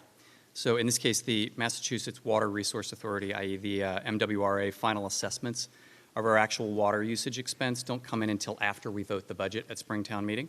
So as mentioned in the background, $25,741 needs to be shifted within the Water and Sewer Enterprise Fund to fully fund the assessments and underestimated debt payments. FinCom voted unanimously to approve. Thank you. Till, may we have a recommendation from the Select Board? Select Board recommends favorable action. The vote was unanimous. Motion comes before the town meeting on Article 24 as previously presented by the chair. All those in favor, please say aye. Aye. Any opposed? The motion passes. This brings us to Article 25, an adjustment to the fiscal year 2019 Recreation Enterprise budget. Under Article 25, brought by the Finance Committee, it's moved and seconded that the Recreation Enterprise Fund personal services be increased by $110,000, which shall be funded by recreation program receipts. On behalf of the motion, its proponents, the Finance Committee, through its chairperson, Mr. Cotillo. Mr. Cotillo. Thank you. Article 25, the Recreation Enterprise Fund personal expenses increase of $110K. This provides that from programming receipts for salaries which are required to support the wraparound child care program run by the rec department. And if you'll remember, that's associated with the change in school start times. We had a discussion with both the rec department and the school superintendent's office, and it's expected that the eventual program revenue will more than offset these expenses. FinCom voted unanimously to approve. May we have a recommendation from the Select Board? Select Board recommends favorable action. Again, it was unanimous. Motion comes before the town meeting under Article 25 as previously presented. All those in favor, please say aye. Aye. Any opposed? Motion passes. This brings us to Article 26, the final article of make certain fiscal year 2019 adjustments to see if the town will vote to appropriate a sum of money from the parking meter fund to the Wedgemere parking account. Under Article 26, brought by the Select Board, it's moved and seconded that $80,000 be appropriated from the parking meter fund to fund the Wedgemere parking article account 0396912 to pay for the expenses associated with the operation of the Wedgemere commuter station parking lot. On behalf of the motion on Article 26, its proponents, the Select Board. Mr. Betancourt. Thank you, Mr. Moderator. Town meeting. Many of you know we have an agreement for the Wedgemere station with the Department of Conservation and Recreation. We share costs, and every year this is how we transfer funds that are owed to DCR. So it's general maintenance and other servicing of the supplies and materials for running the Wedgemere station. Thank you, Mr. Betancourt. May we have a recommendation from the Finance Committee? Mr. Cotillo. Finance Committee voted unanimously for favorable action. As Mr. Betancourt just said, it's an annual shifting of money from one account to another in order to pay the DCR expenses for the Wedgemere parking lot, which ultimately generates positive income for the town. Motion comes before the town meeting on Article 26 as previously presented by the chair. All those in favor, please say aye. Aye. Any opposed? The motion passes. This brings us to Article 27, brought by the Select Board and the town's Traffic and Transportation Advisory Committee. Under Article 27, it's moved and seconded that the town appropriate the sum of $55,000 from free cash for use by the town manager for traffic mitigation studies, design, and engineering based on the recommendations of the town's Traffic and Transportation Advisory Committee and the Engineering Department to improve the safety and effectiveness of all transportation facilities, operations, and services, including roadways, bikeways, walkways, parking, transit facilities, and all costs incidental and related thereto. On behalf of the motion, its proponents, Mr. Whitehead from the town's Traffic Advisory Committee. TTAC. This is an updated one. Oh, okay.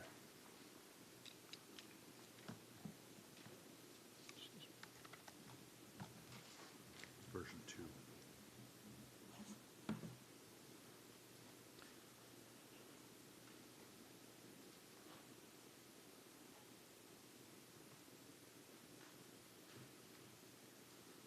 Mr. Whitehead, previously serving on the Select Board, now in his role as Eminence Grease. Mr. Whitehead. Thank you, everyone. You're probably, many of you, the term TTAC is a new term. This is a Select Board Advisory Committee that was created by the Select Board in the spring with the objective of working to keep our streets safe for everyone. It's 11 members. We have one vacancy, should there be anybody who'd like to join our merry group. And we recommend policies and procedure and actions to ensure the safety of all users of the public ways. Now, why TTAC? Our previous approach to traffic management problems was kind of a whack-a-mole approach. People would raise an issue. The Traffic Review Committee at the time, the staff committee, would review that particular application, make a decision, and move on. This led to some unintended consequences, where we had stop signs, two-way stop signs on streets that needed four-way stop signs, that had do not enter during certain hour signs that caused traffic to move to other nearby cut-through roads. So the TTAC was created to set policies to guide the Select Board and the staff Traffic Review Committee in addressing traffic issues. Now, here, the TRC, the Traffic Review Committee, which is a committee that consists of mostly staff. It's the town engineer, it's the police chief, and the town safety officer. They review the requests for crosswalks, stop signs, speed restrictions, and respond to traffic patterns, changes to traffic patterns and volumes. TTAC, on the other hand, is looking at things like townwide speed limits, traffic corridor management, dockless bikes and scooter policies, and recommending traffic calming measures to be applied by the Traffic Review Committee. For example, we recently created a road striping policy. This for high-density commuter residential road, commuter roads basically, like Washington Street, Ridge Street, Johnson Road, Wildwood, Pond Street. And that, we did that after trying some experiments on Washington Street, and now we've striped Wildwood and Pond Street with narrower lanes. This has had a dramatic decrease in traffic speeds on those roads. So working together with the TRC, we identify and address overall traffic management issues and implement the Select Board's Complete Streets policy, which basically is trying to ensure that the streets are safe, not just for automobiles, but for bikes and for pedestrians as well. And for our fiscal 19 work plan, we're trying to establish priorities for addressing traffic management issues. There are a ton of them. We're implementing town-wide speed limit reforms. You recall at the Springtown meeting, we voted to adopt a 25-mile-an-hour speed limit on residential roads, but there are some issues and complications that result from the fact that many of these roads have state-approved speed limits. So we're trying to reconcile and kind of rationalize all those issues before we make a recommendation to the Select Board. We're trying to integrate the Tri-Community Bikeway and future upgraded train station into the town's traffic and transportation management plan, as well as maintenance and infrastructure. We're working with the TRC to develop capital requests. We're planning to initiate a public relations campaign to address several issues, mainly things like parking on sidewalks, parking on side streets that are very narrow, and making sure people are aware, as you probably heard on the announcement that came out today, when the overnight parking ban goes into effect and how that you get out to people. So we're also coordinating with other departments, boards, and external organizations like DCR, because we do have roads in this town that we have no control over the maintenance and operation of, and some of them are critical traffic lights, like the intersection of Mount Vernon, Highland, and that area up there. So we're seeking funding of $55,000 for corridor traffic studies. To give you an example, right now we have the town has a study ongoing as part of the McCall School expansion. That's covering an area that basically looks at the intersections around the McCall Lincoln School down to Town Hall. And that study is costing $45,000 more or less. And that's just the study itself. It doesn't include any engineering or anything ongoing beyond the initial recommendations. So, you know, here's a classic example of how we can apply traffic calming measures.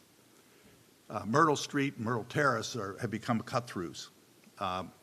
They're very narrow streets. People come down there. They avoid 2 traffic lights in the process. The neighborhood requested speed bumps to slow traffic. We put one in temporarily. Everybody complained about the noise it made, right? So speed humps aren't necessarily the answer, right? A temporary installation showed little effect in slowing the traffic. In fact, people tended to speed up after they slowed down for the speed bump. But Tool Design identified multiple low-cost options through a study and to slow traffic. And this was through the creation of just basically shifting the parking halfway up the street from one side to the other. That forces people to automatically slow down as they go down the street. In traffic terms, that's called a chicane. And you can do that either with a barrier, a physical barrier, or you can do it simply by changing the parking from one side of the street to the other. And often you put in some physical barriers to protect that parking and make sure that people who are speeding down the street would hit a curb rather than the cars that are parked there. So what we're asking tonight is that you give us the money so that we can help make our streets safer for everyone. Thank you. Thank you, Mr. Whitehead. May we have a recommendation from the Finance Committee? Mr. Chairperson, Mr. Cotillo. Mr. Cotillo.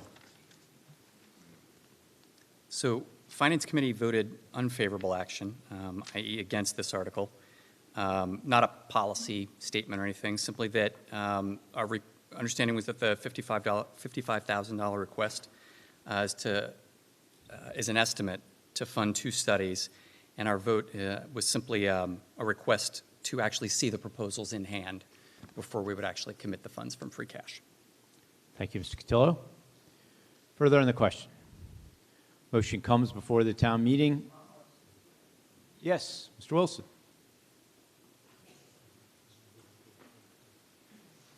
Roger Wilson, Precinct 1. I'm also a member of this committee. I just wanted to point out that the expenditures that you're approving require the approval of the selectmen. This committee can only recommend expenditures, and I think that the money will be carefully watched over by our selectmen, and so I would vote in favor of this. Bless you. Thank you, Mr. Wilson. Mr. Grensback, further on the question. The selectmen voted unanimously to support this. Traffic is probably the single most popular thing that people complain about. It's been very intense. The economy is doing extremely well. All of you appear to be working. All of you appear to be out driving around spending money, all of which is good. However, we've also seen the impact of that. People on Highland, Washington, Pond, a dozen other streets across town routinely call us and tell us, I can't get out of my driveway in the morning, I can't get into my driveway in the evening. We've watched the scrum that goes on around the schools, people trying to drop off kids, and they compete with commuters who don't care that they're going through a school district, but would like to rocket through to the point of driving over the police officers' toes in the process of that. We decided a year or two ago, that we'd had enough and that the town ought to step up and put in place a traffic management program. We worked on it for a good year or so. A number of people in the room here volunteered to help. We had the advisory committee working group put it together. We eventually formalized that as a traffic advisory committee with, as Jim pointed out, the mandate to give us a coordinated program that gets something done. We have this year received an additional $100,000 or so from the state for our roads and sidewalks program. We would like to spend it on traffic projects to cure the neighborhood speed things. We'd like to be able to cure the problems. We saw a fatal accident at the corner of Church and Waterfield a short while ago. We need to move forward. We need to get some things. We don't want to just spend the money for money's sake. We want to spend it smartly, and that requires that we do some homework ahead of time, hire a good traffic engineer to tell us what the smart solutions are and how to make most cost-effective use. While we appreciate the FinCom's hesitation on this, we do not think it is necessary for the FinCom to write the plans and micromanage the proposals. We have a traffic advisory committee of 10 or 11 citizens out there to look at that. It does come to us, and all of it is reviewed by the technical review committee. We would strongly urge you to vote for this. We need to get moving on traffic. I appreciate that it's a cost, but we have a continuing risk out there that somebody's going to get killed or injured, and we need to manage it as best we can, as quickly as we can, and we should move forward now. Thank you, sir. Yes, Ms. Welch, further in the question. I just wanted to briefly echo the chairman's comments, and with all due respect to the Finance Committee, I know they're doing their job, and I respect their conclusion. On the other hand, I wanted to definitely support Mr. Whitehead's efforts and those of the TTAC committee, the passion and the meaningful comments of so many residents who come before the Select Board and TTAC, the traffic issues that everyone in this room are deeply familiar with, are very personal and meaningful, whether it involves children or adults or senior citizens safely enjoying the town. It's really important that the town step up and, as the chair so eloquently stated, base its decisions on consulting reports and try to add some professionalism to this effort. These points and concerns by residents are deeply meaningful. They're deeply personal. In many ways, certainly the town government spends a lot of important time and capital on education and students, and that's so important. But there's other categories as well that may not be in the same level. I'm not saying that necessarily. I'm just pointing out that for many years and decades, I've lived here for 20 years, that there hasn't been, for whatever reason, the same kind of cultural appreciation for the important impact that traffic has on the quality of life of every resident in Winchester. And now we have this wonderful committee, and they need our support, and we can tell just by so many of our meetings, almost every single meeting, traffic is on our agenda because of a concern in one neighborhood or another. And it's deeply personal, deeply important to every single person in Winchester. So we strongly urge you to consider voting favorably on this article. Thank you. Yes, further in the question, Ms. Winkleman.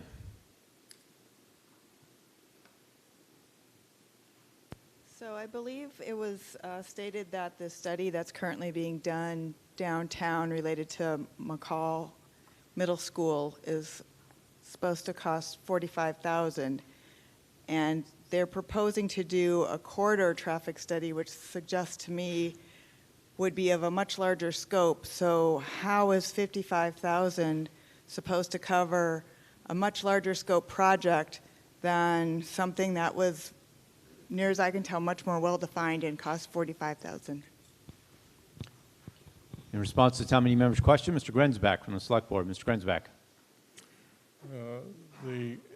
The study that's going on around McCall and Lincoln, it's a fairly complex area. One of the things we need to do there is collect an awful lot of data on traffic movement, pedestrian movement, bicycle movements. It requires a fair amount of labor and time. On the case of corridor studies, if we're looking at Highland Avenue or Washington or Ridge and things, there it's less. We have a lot of data on the traffic movements out there. The question is getting a competent engineering firm to take a look at us and tell us the smartest, most cost-effective ways of dealing with that. And it may be that they will look at it for $25,000 and say we need to do a great deal more study. But what we've seen to date is there's a lot of experience out there of dealing with these kind of issues across the country in Boston and Cambridge. The consultants know these solutions and they can bring them to us rather quickly. We're hoping to get cost-effective answers. If we don't, we'll worry about that later, but the effort is to make as much progress as quickly as we can. Further in the question? Yes, ma'am.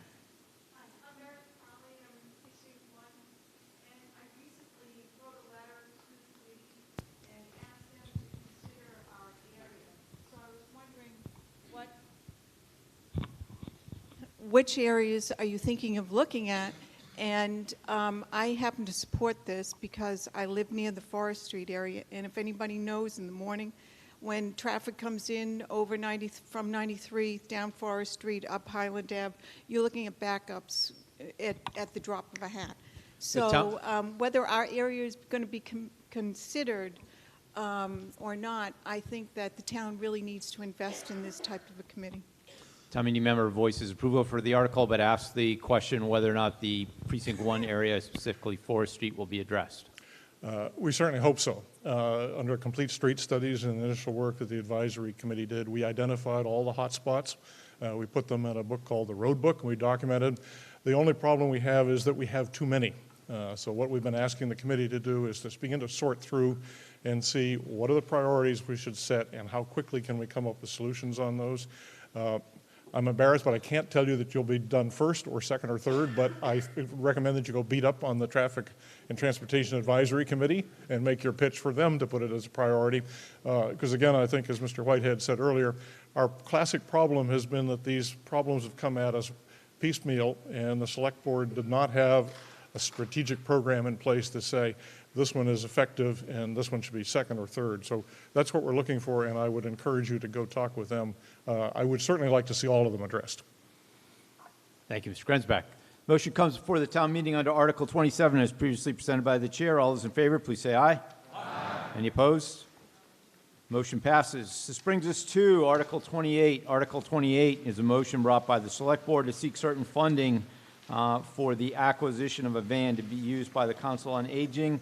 Under Article 28, it's moved and seconded, and the chair notes that the language in the article, which in the warrant book at page 32 says the appropriation shall be contingent upon, has been amended slightly. So the chair will read the language as amended.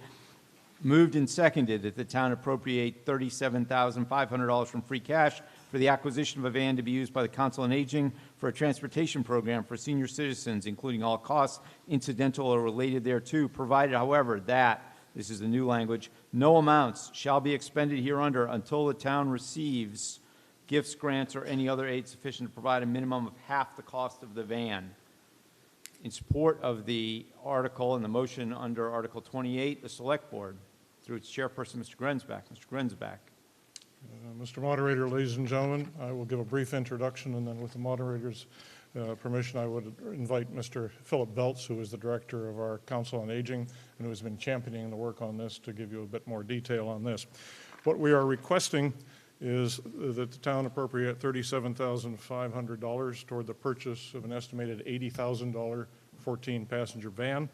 The town contribution, as the moderator has read out in the motion, is dependent upon the balance of the purchase price and the operating and maintenance, ongoing operating and maintenance costs being covered by grants and gifts. We believe this is a very high priority community service need. I will spend a moment as to why, and we are unanimous in recommending favorable action.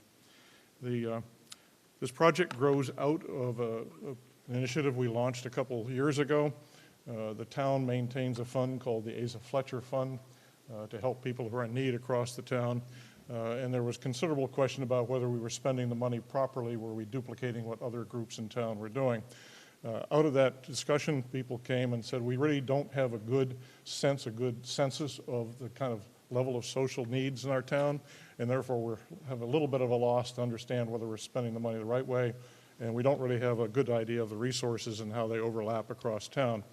So we contributed money, and there were another dozen agencies listed up on a dozen groups really, some private, some public, listed on the slide, who contributed time and a considerable amount of money to complete a community, what we call a social needs assessment. Mr. Belts and Meg White in our office spent a great deal of time working on that. It was quite excellent. Those of you who would like to spend an evening reading some information about Winchester, I'd strongly recommend. Provides a very good picture of us as a community of people. They identified 4 critical issues, key issues up there. High cost of living and housing, which will surprise no one, but bites people with fixed incomes or lower incomes. There was a great deal of concern about stress and substance use and abuse among youth. There was a surprisingly strong concern about social isolation and a relatively high incidence of falls and pneumonia and influenza among our elderly residents, relatively high compared to towns around us, which surprised us. And a repeating theme across all of the issues was the lack of public transportation, especially for elderly residents. We have looked in the past at putting together a minibus system like the Lexpress in Lexington. That will run you about $1 million a year, and they are viciously hard to support. But we have been instead trying to target our needs and fill as many blocks as we can. That led us to the proposal that Mr. Belts will detail for you to address the transportation needs of Winchester's elderly residents by buying a van that we can use to fill in the gaps in our existing program. Mr. Belts will tell you, and I will swear it, and it's correct, we've seen it a couple of times. One of the problems we have here is a chicken and egg problem. We have many private donors who say they'd be happy to contribute to this. They see a need for it, they can participate in it, but they want to see the town do it first. So they say, does the town have skin in this game? Is the town putting up money? If so, we'll come along and do it. And so we're at this position of we can leverage the town money quite considerably if we move ahead and put some effort into it on the basis of town meeting. So Mr. Belts, if I may invite you to speak to the next several slides. Yes, certainly. Mr. Belts, the Director of the Council on Aging. Mr. Belts.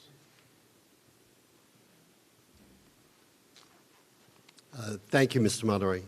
After probably 10 days at the Jenks Center working for the Council on Aging, I realized quite quickly that transportation was the most critical service that the Jenks Center and the Council on Aging provide. Transportation is ranked as the #1 need amongst respondents. That's not just seniors, but everyone in town, as a service that's lacking in town. For seniors, it was 45% that they thought it was of high importance and impacting their quality of life. Transportation is unquestionably, it's a lifeline for survival.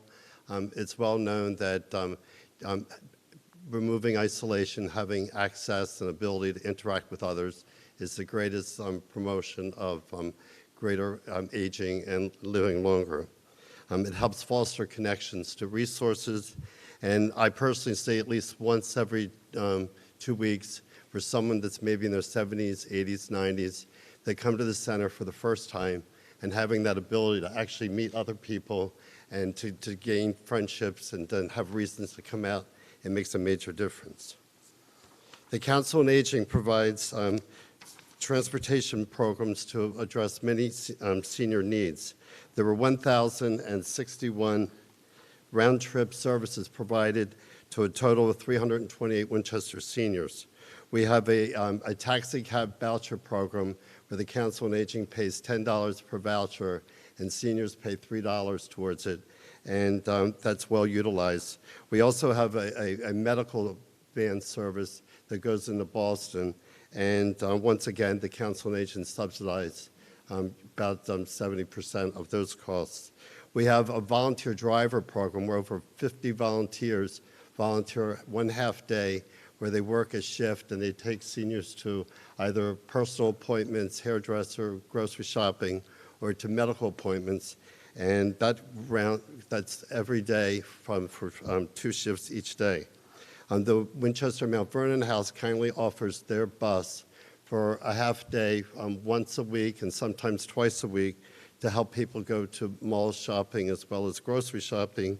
And Salter Healthcare has provided on occasions a bus once or twice a week that'll bring people into our Eating Together lunch program, which once again targets isolated seniors.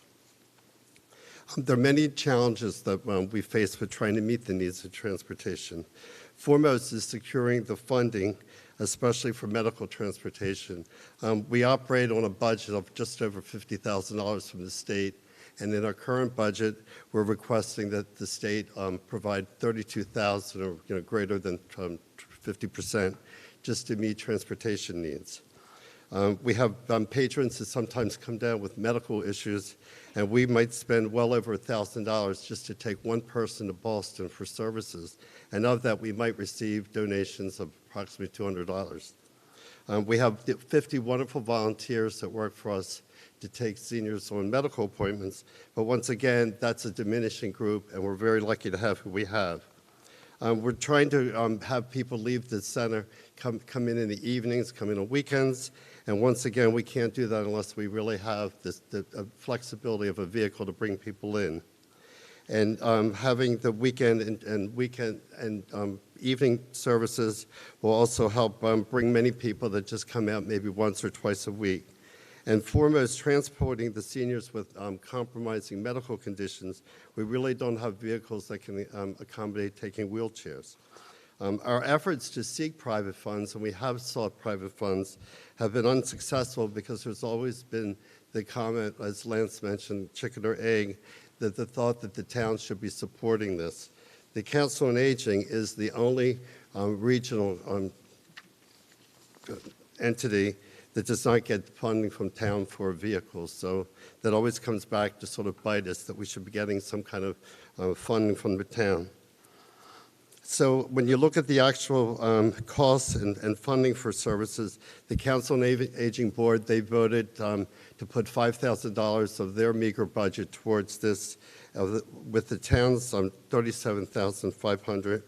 And we've identified private funders. The Council on Aging is poised to raise $2 for every dollar that's provided by the town.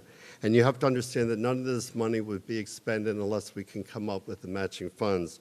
We've sought, and it's been successful conversations with having the drivers of the vehicles with 2 part-time drivers, as well as the operation and maintenance costs and insurance that we can definitely come up with the needed matching funds.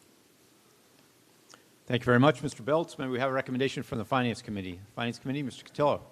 Oh boy, am I going to be unpopular here. 2 in a row. Finance Committee voted unfavorable action against this article on a very close 6-5 vote. The majority opinion was not a commentary on the need behind the proposal, but rather desire to better understand some of the ongoing operating costs associated with this. Our understanding is that those are being determined, but they're just not figured out exactly yet. And it was also mentioned that within the majority opinion that there was a preference that this would have gone through the capital planning process. I will state that the minority opinion, i.e. those for the article, felt the need and plan was well enough established to warrant funding this from free cash now. Thank you, Mr. Cotillo. Further in the question, majority vote required. Yes, Mr. Nixon.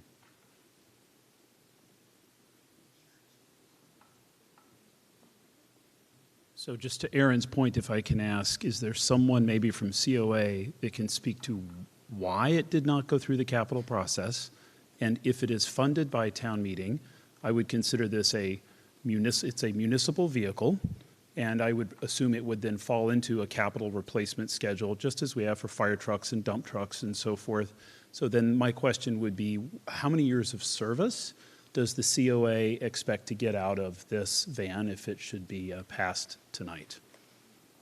In response to the town meeting members' questions, probably the select board, with respect to why we've skipped the capital process, and if the appropriation is approved, what's the estimated service life of the van? Mr. Grensback, in response to those questions.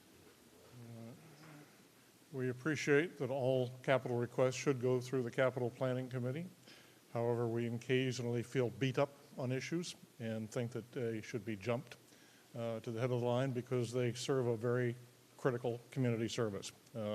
So in this case, we had approached private donors to cover the whole cost, and they came back and told us, no, thank you. We want to see the town invest in something.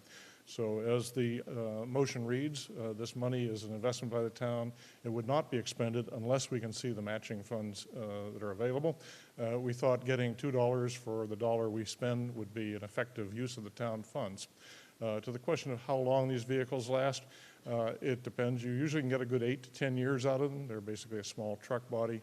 Of course, if it is possible to run them into the ground harder. We're not presumably running them full-time, 8, 10 hours a day like the MBTA does. So I would expect with reasonable maintenance, these things will last a considerable length of time. We would have to come, if we do not get sufficient funding to match this, it will not go forward. If we do get funding, we will have to, in the next years, begin to look at seeing whether this program can be continued, and if so, how much town money we should put into that. But we have enough of a need today that we felt that we ought to move forward on it. This is not a huge risk, and against the town's budget, I shouldn't say this, but it's budget dust, but it's a critical service need that's out there, and we think it's time to keep moving on it. Further in the question, yes, Ms. Filio.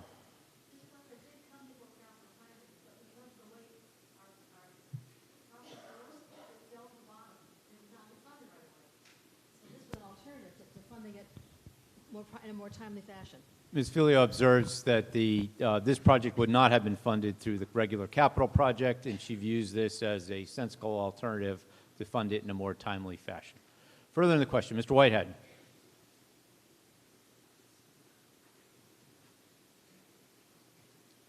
I would just like to note at a recent Savvy Senior Symposium held at the Jenks Center, a professor from UMass indicated that the average senior at the end of life can expect to live 6 years after having lost the ability to drive. And so this is where a critical need for transportation for seniors. The other point she made during her comments were that social isolation is equivalent to smoking a pack of cigarettes a day in shortening the life. And so I would strongly suggest that people vote in favor of this. Thank you, Mr. Whitehead. Further in the question, ma'am.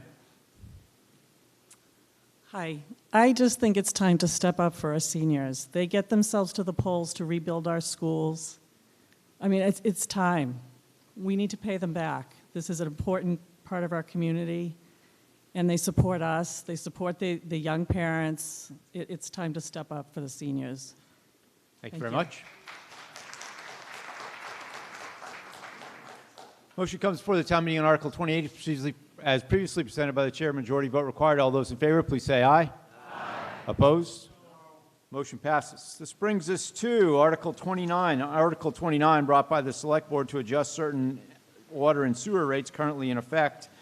Under Article 29, it's moved and seconded that the town vote to amend the water and sewer rates currently in effect in accordance with Chapter 7, Section 3 of the Town of Winchester Code of Bylaws. All bills for consumption on or after March 1, 2019 shall be in conformance with the following rates. The rates are as set forth on page 33 of the motion booklet. In support of the motion under Article 29, the Select Board, by its chairperson, Mr. Grensback. Mr. Grensback. Mr. Moderator, ladies and gentlemen, Article 29 asks town meeting approval to increase the water and sewer rates by 3.5% for FY 2020. This will fund the ongoing water and sewer enterprise services and improvements, and we recommend favorable action on this. Our vote was unanimous. I think many of you are quite aware of this, but a couple maps. The town's water and sewer enterprise operates and maintains 3 systems: an approximately 112-mile water supply system, which is in fact in relatively good condition. We relined most of our water mains in the 1980s and 1990s, and they serve us quite well along with the water purification plant. We also maintain about an 83-mile set of sewers to drain the sanitary sewers.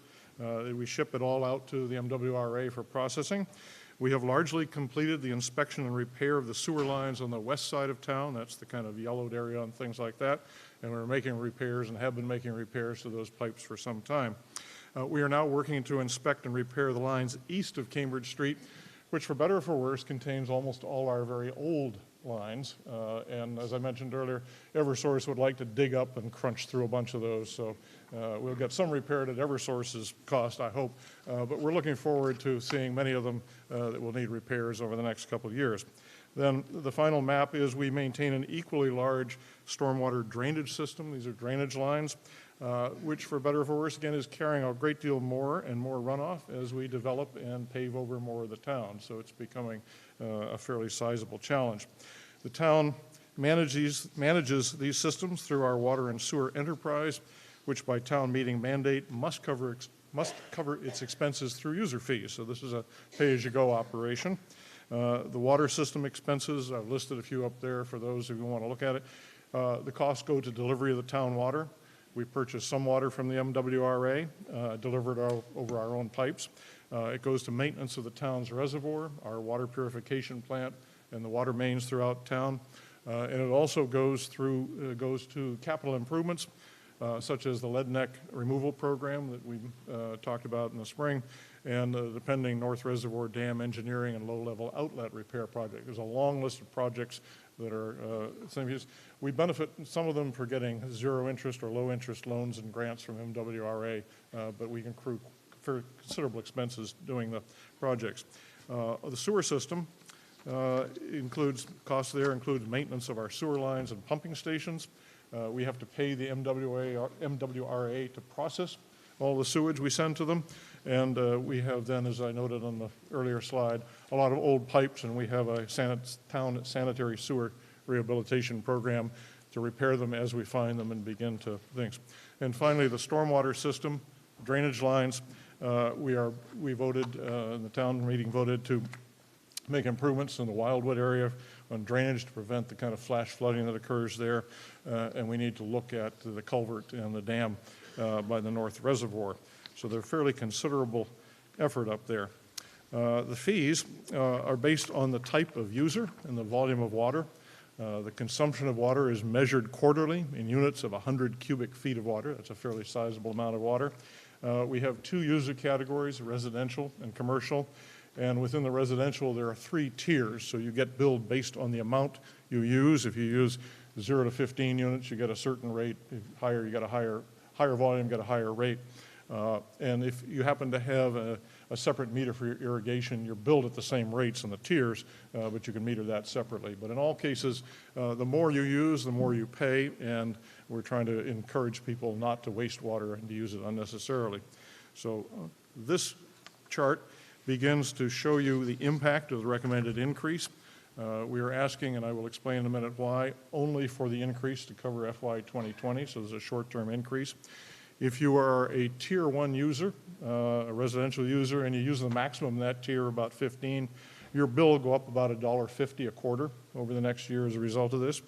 The average user out there, if you don't take many showers and water your lawn a lot, uses about 21 units a quarter.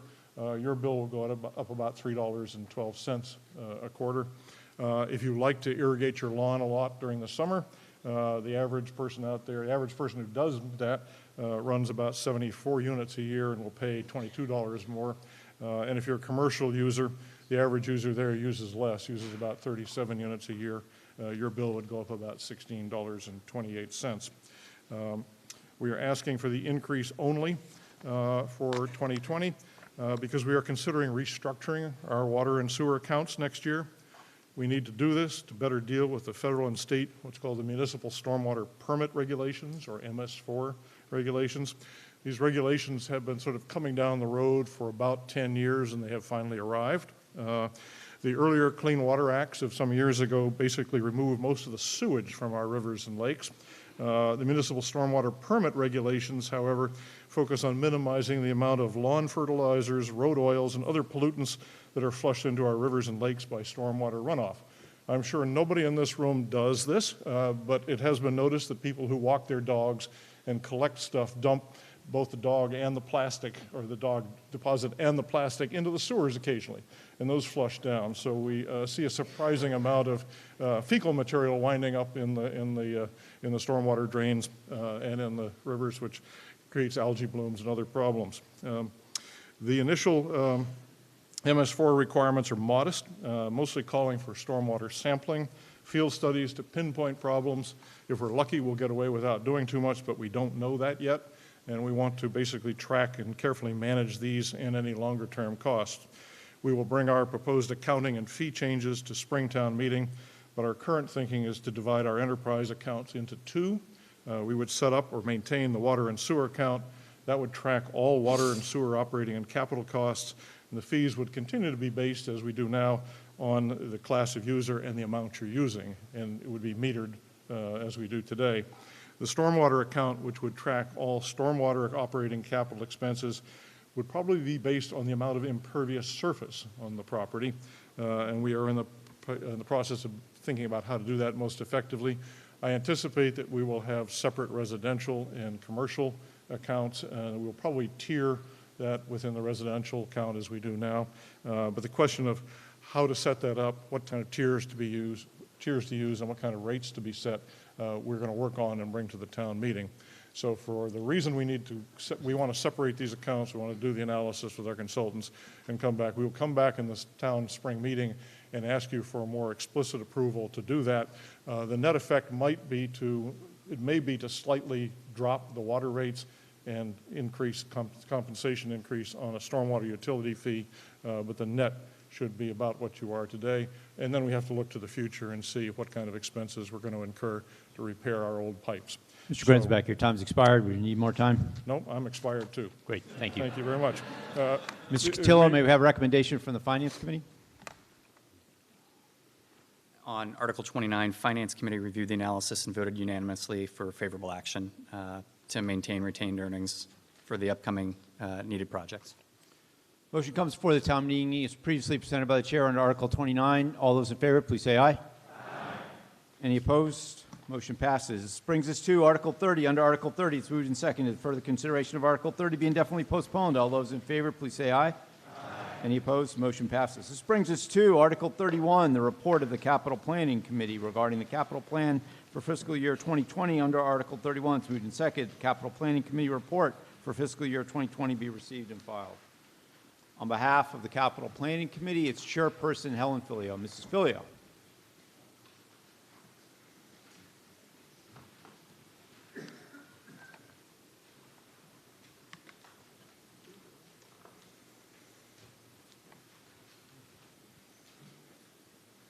We've already done the personnel article. We're going to hear the capital planning report, and then we're going to move through the capital planning motions with all due alacrity.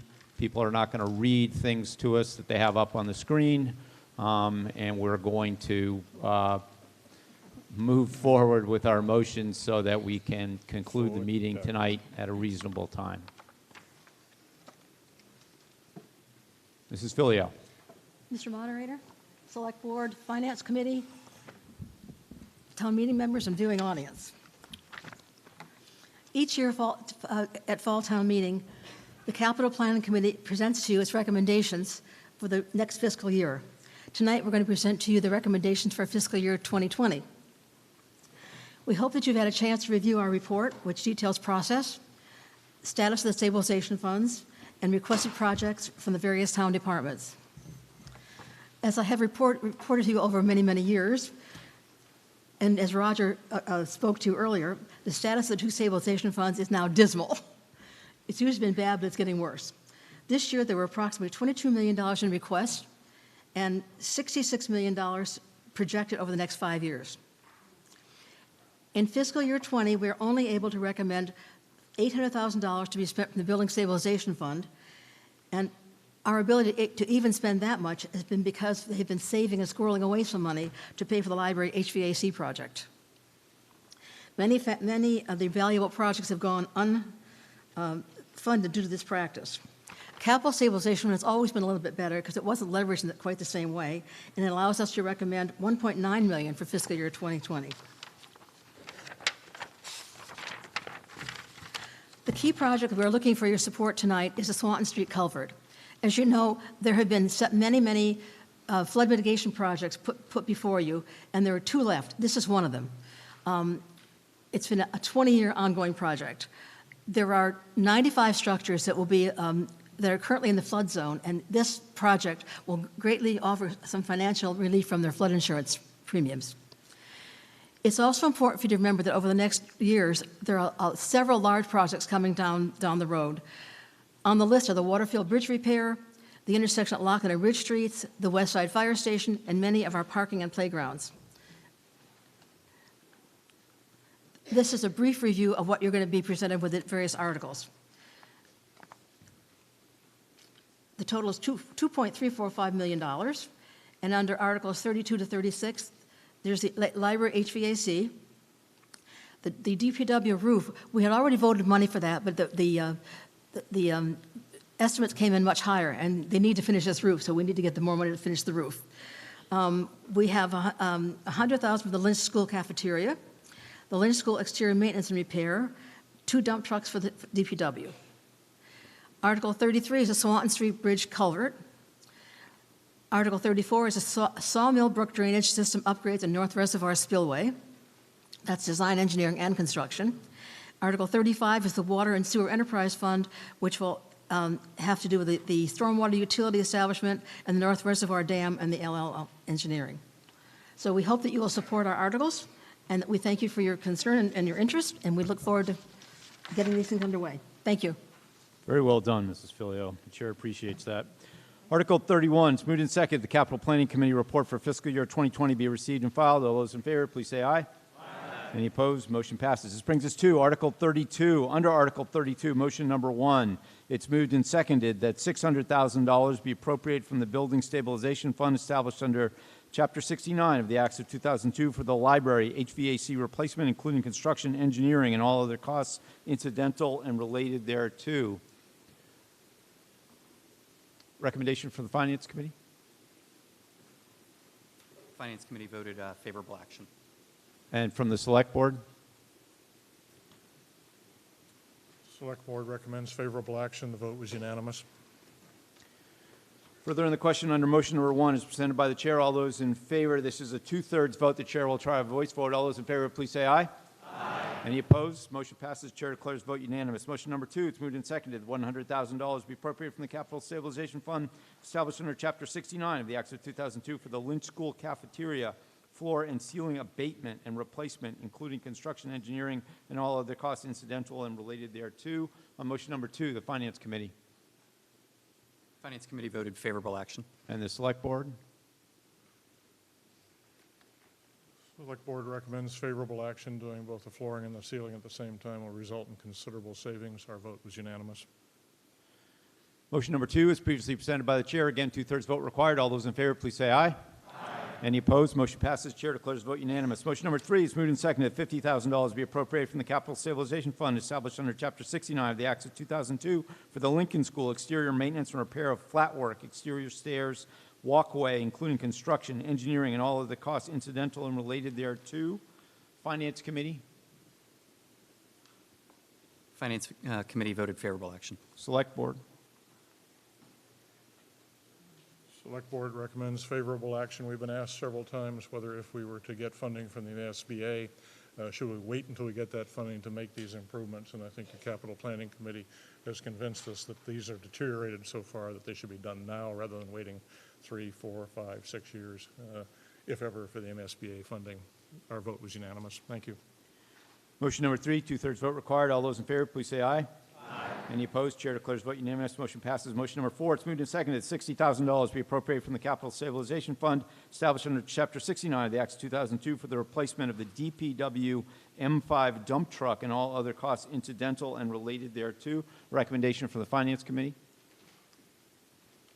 Finance Committee voted favorable action with the truck being past its expected life. And the Select Board.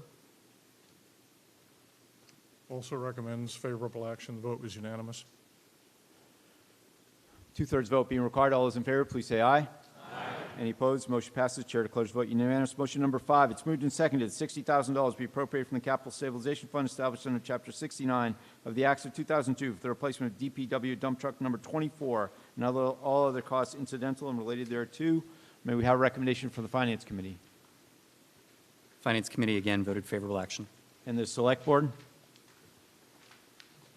We recommend favorable action again unanimously. Two-thirds vote being required. All those in favor, please say aye. Any opposed? Motion passes. Chair declares vote unanimous. This brings us to Article 33, brought by the Capital Planning Committee. Under Article 33, as it appears on page 38 of the motion booklet, it's moved and seconded that the town appropriate $2,800,000 for the design, engineering, permitting, construction for the Swan Street Bridge Improvement Project, Project 8 of the Aboriginal Flood Mitigation Program, consisting of the replacement of the bridge, including all costs incidental related thereto, that to meet this appropriation, the treasurer, with the approval of the select board, is authorized to borrow $2,800,000 under Chapter 44 of the general laws or other enabling authority, that any premium received by the town upon the sale of any bonds or note approved by this vote, less any such premium applied to payment of the cost of the issuance of such bonds or notes may be applied by the payment of the cost approved by this vote in accordance with Chapter 44, Section 20 of the general laws, thereby reducing the amount authorized to be borrowed, pay such cost by like amount that the town manager is authorized to have oversight of said project, and then in accordance with Section 4-2 of the Winchester Home Rule Charter, the town manager shall have the authority to enter into contracts and approve payments with respect to said project, brought by the Capital Planning Committee. Anything further on the motion, Mrs. Filio? May we have a recommendation from the Finance Committee?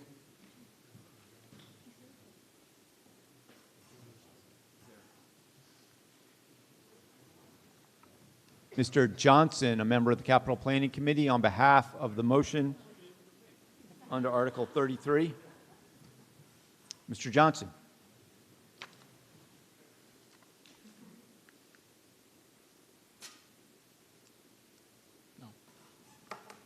This is a project that, the second of the last of many. It's for the rebuilding of the Swan Street Bridge culvert. The purpose of it is to reduce flooding in the area of Swan Street up to the Railroad Bridge culvert. This will reduce flooding substantially by adding a culvert. It will also bring approximately 95 homes out of the floodplain once the complete projects are done. And it does have a minor residual effect beyond Swanton Street up past the Railroad Street culvert. We recommend favorable action. This is part of the ongoing MEPA project, and at this time I'd like to thank the select boards and the Finance Committee and all of the town meetings over the last 20 years that have supported this project, and looking forward to getting it done so we won't have any flooding issues. Thank you very much, Mr. Johnson. May we have a recommendation from the Finance Committee? There's Chairperson Mr. Cotillo. Mr. Cotillo. So the Finance Committee voted 9-2 for favorable action on this project. We had detailed discussions with the Capital Planning Committee and various town departments, and the majority opinion was that it was worth supporting this project now, given how high of a priority it has been for capital and the town, that it's build-ready, that its costs will continue to go up the longer we wait, and given the opportunity before potential 345 Eversource line could also tear up Cross Street. Given Finance Committee's concerns about dwindling operating reserves, we felt more comfortable financing this entirely with debt rather than taking a large chunk of free cash. The debt service for this project, to our understanding, can fit within the town's historic $220K annual budget contribution toward capital projects. I would say that the minority opinion here was concerned that essentially locking in that $220K annual budget contribution by adding debt service for this project for many years to come, and given the override discussion building, that $220K could actually be at risk. Thank you, Mr. Cotillo. May we have a recommendation from the Select Board? The Select Board recommends favorable action. The vote was unanimous. This program started in 1999, and I think as the ditty goes, only Mr. Johnson remembers that famous day and age. But we are closing in on this project, and it is vitally important both to the neighborhoods immediately north of Swanton Street, but also that we get that done so that we can do the next one up at the railroad culvert at Morocco, which will be critical to the Brookside neighborhood. Thank you, Mr. Grensback. Further in the question, Ms. Winkleman. This is more a clarification than a question, I think, but it says that this is for replacement of the bridge. The flooding, but the project has generally been for flood abatement under the bridge. And does the town of Winchester actually control the ownership of that bridge? My understanding, isn't it the MBTA or commuter rail that's going over the bridge? Do they have a say in how that gets done? Mr. Johnson, in response to Ms. Winkleman's question as to whether we're replacing the bridge and do we own or control the bridge?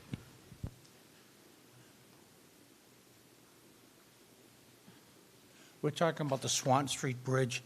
We're actually putting an additional culvert, and we're reconstructing the bridge. It was part of the MEPA decision to consider a bridge reconstruction rather than just adding a culvert. It's very similar to the project we did down here at Mount Vernon Street, where we basically added a culvert and rebuilt the bridge.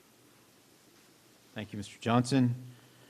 Further in the question, the motion comes before the town meeting as previously read by the chair, requires a two-thirds vote. All those in favor, please say aye. Aye. Any opposed? Motion passes. Chair declares the vote unanimous. This brings us to Article 34, also brought by the Capital Planning Committee under Article 34. It's moved and seconded that the town appropriate $500,000 for the design, engineering, permitting, construction of Sawmill Brook drainage system, upgrades in North Reservoir Spillway, including all costs incidental related thereto. To meet this appropriation, the treasurer, with the approval of the select board, is authorized to borrow $500,000 under the Massachusetts General Law, Chapter 44, or any other enabling authority. The select board is authorized to accept any reimbursements for the project from the private developer and apply such amounts to this appropriation, provided that the amount of the authorized borrowing shall be reduced by the amount of such reimbursement funds received for the project prior to the issuance of the bonds or notes under this vote, then any premium received by the town upon the sale of the bonds or notes approved by this vote, less any such premium applied to the payment of the cost of issuance of such bonds or notes may be applied to the payment of costs approved by this vote in accordance with Massachusetts General Law, Chapter 44, Section 20, thereby reducing the amount authorized to be borrowed to pay such costs by a like amount. The town manager is authorized to have oversight of said project, and in accordance with Section 4-2 of the Winchester Home Rule Charter, the town manager shall have the authority to enter into contracts and approve payments with respect to said projects. Motion under Article 34. Is there anything further, Mrs. Filio? The town engineer. Ms. Rudolph, town engineer, with respect to the motion under Article 34.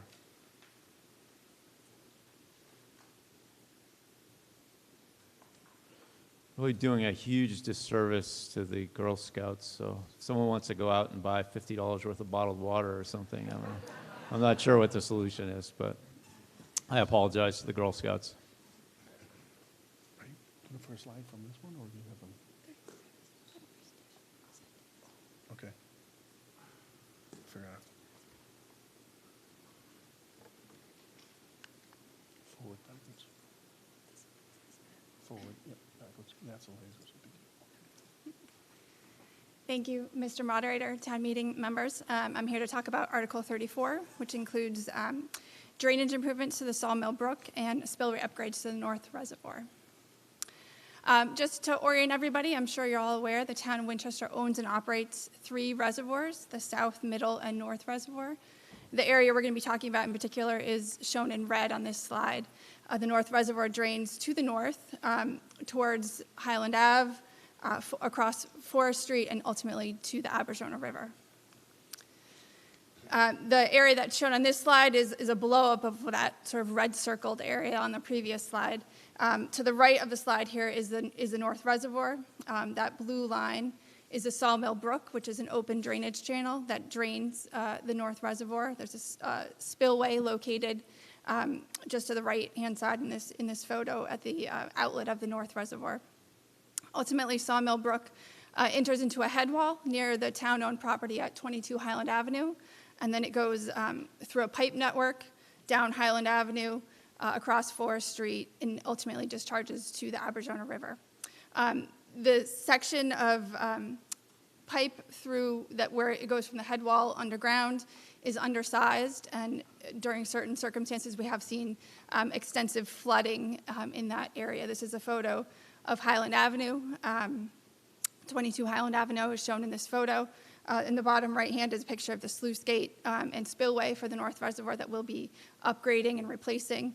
And we're hopeful that the improvements will help alleviate this flooding that we've seen as a result of the overtopping of the reservoir and downstream flooding. So the request tonight is to fund the design, permitting, and construction of the proposed improvements. We expect to take the work, do the work in a phased manner, part of which will be the spillway upgrades, and the other part will be the downstream drainage improvements. And the total request is $500,000 for that work. Thank you. Thank you very much. Ms. Rudolph, recommendation from the Finance Committee. Mr. Cotillo. First off, I just wanted to note that it sounded like the moderator just volunteered to buy $50 worth of Girl Scout cookies. We finished tonight. I'm good for the $50, I assure you. Finance Committee voted unanimously for favorable action on this project. By doing it now, associated with the Highland land swap, we're able to get reimbursed by the developer for a large chunk of the cost of this project, mitigating some of that expense. Thank you very much. Recommendation from the Select Board.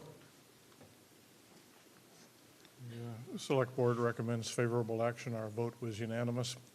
As you can see from the pictures, this is a rather antiquated system, and we would like to be able, particularly in periods such as now when we have a great deal of water backing up in the reservoirs and the things, we want to have much more control over the management of that water than we have today. Thank you. Motion comes before the town meeting, which was previously presented by the chair. Yes, ma'am.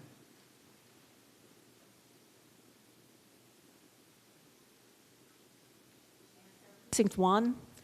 I just wanted to note that when we were discussing Land Off Highland, this problem with the spillway appeared to be new to the town. And so I wonder how long this problem's been before the Capital Planning Committee and why it rose to the top of the projects that you decided to fund. A further comment would be that in my experience, when a developer decides to do a project and some problem is found in the existing infrastructure like this one, it's really the developer who has to upgrade that. In this case, we're getting some reimbursement. I think that we were short-sighted in saying that the developer should pay for it all. And then finally, I wanted to ask why Article 35, Motion 3, is not part of Article 34. Why is that a separate motion of a different article? Question, how long has this been before the planning board? How did it raise to the top? And then finally, why is motion number 3 under 35, the North Reservoir Dam and low-level outlet engineering, separate and apart from this motion under 34? Ms. Rudolph. So you're right. This issue has been around for a long time. The photo that's shown in this presentation, I think, is from 2010 or 2012. So years ago, there was a proposal to replace 22 Highland Ave with a group home facility. And at that time, we hired an engineering firm to do an analysis. Because of the flooding that was experienced here and the way that it flowed through this 22 Highland Ave property, basically has made that property uninhabitable at this point. And so I would think that was probably back in 2012 when we had that analysis done. And unfortunately, because of capital budget restrictions, that study and the additional improvements sort of never rose to the top of their capital improvement list. As the town meeting is aware, you previously voted on last Thursday the development agreement in coordination with the project for the private developer and the adjacent property, and we are now able to receive some private funding to help with the construction of this project. It makes sense now to bring that together as a package to do those improvements for the North Reservoir spillway and then the Sawmill Brook drainage improvements at the same time. With respect to your second question about the low-level outlet and other work on the North Reservoir, the town has been working and does annual inspections of all of our reservoirs. And there were some issues which can be addressed more completely in the next motion, raised about some of the concerns about the North Reservoir Dam. And so we've separated out into two projects because one of these is really a drainage project that coordinates with the dam discharge. And the other piece is the low-level outlet for the North Reservoir Dam, as well as some additional dam maintenance and improvements. You all may recall that several years ago we did a similar low-level outlet project on the South Reservoir, so this is a similar, in Motion 3, in Article 5, that's a similar project. The chair notes that 34 and 35 also have different voting thresholds because 34 involves borrowing and 35 does not. The threshold under 35 is just a majority vote. Another reason the funding sources separate those motions. Further on the question, Article 34, the motion previously read. Yes, sir.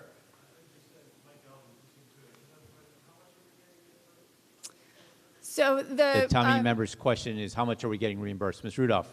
The estimate for the drainage, the Sawmill Brook drainage piece is $340,000, and I believe the development agreement is that the developer will reimburse us for half of those actual costs. So the estimate right now is $340,000, but we'll reimburse for half of those actual costs. Thank you very much. further on the question. Motion comes before the town meeting as previously read by the chair. 2/3 vote required. All those in favor, please say aye. Any opposed? Motion passes. Chair declares vote unanimous. This brings us to Article 35, also brought by the Capital Planning Committee. Article 35, under motion number 1, it's moved and seconded that $27,000 be appropriated from water and sewer retained earnings for small municipal separate stormwater sewer systems, MS4S, permit year 1, and all other costs incidental and related thereto. Capital Planning Committee, separate presentation.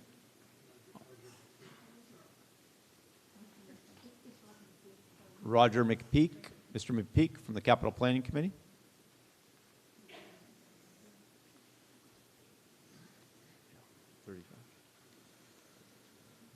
Mr. McPeak, last heard from long ago in motion number 1.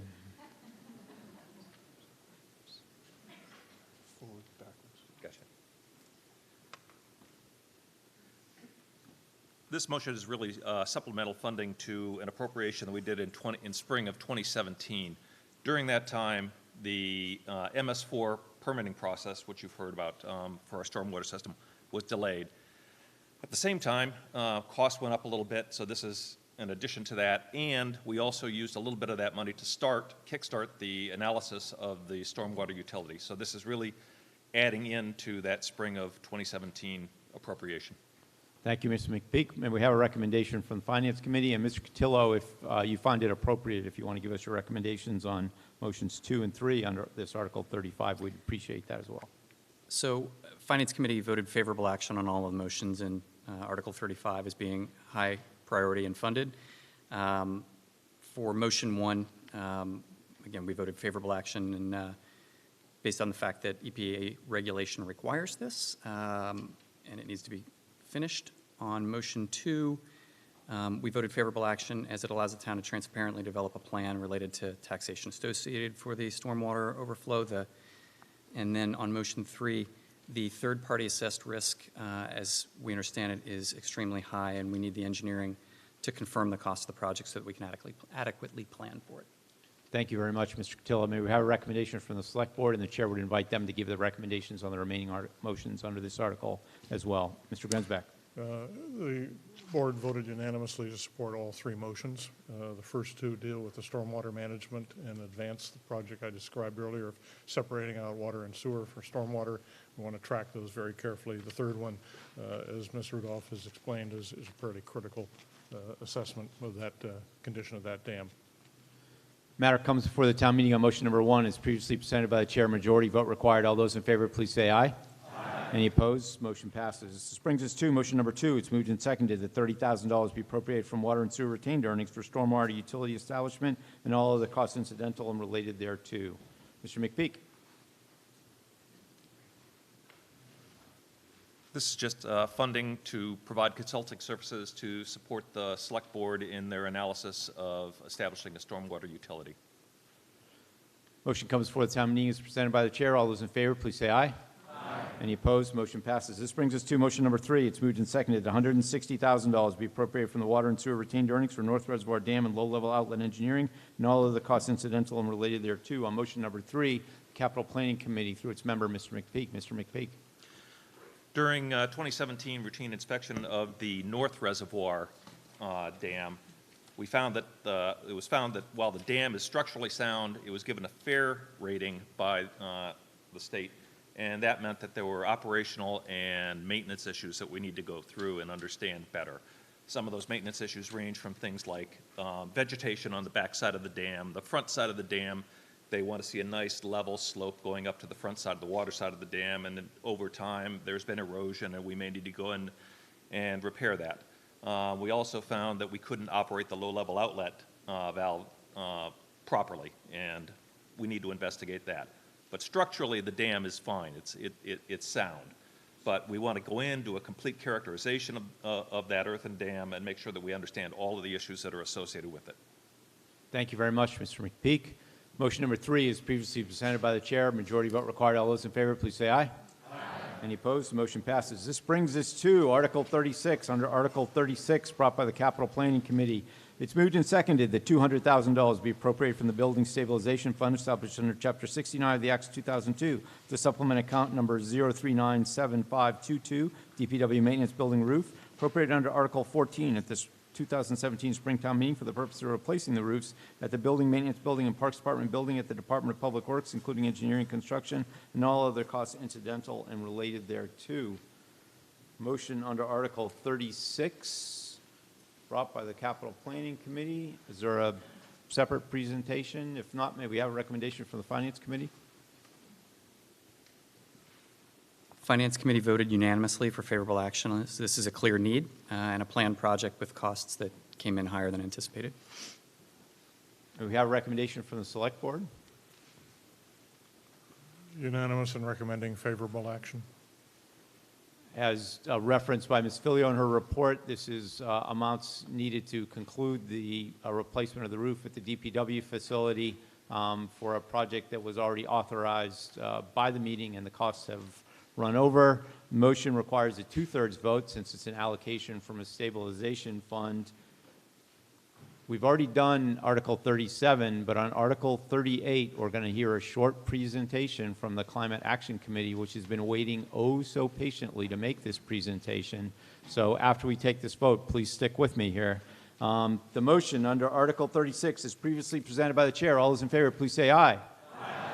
Any opposed? Motion passes. Chair declares the vote unanimous. Motion Article number 37, because Pete Chimetz is no fool, he's already done that because he didn't want to do it at 10 o'clock at night, so we've done 37. This brings us to Article 38, in which we'll vote to see if the town will accept certain committee reports, dissolve all committees, authorize new committees, or take any other action in relation thereto. Under Article 38, from the Climate Action Committee, Ruth Trimarchi. Ms. Trimarchi, thank you very much for your patience. We appreciate that.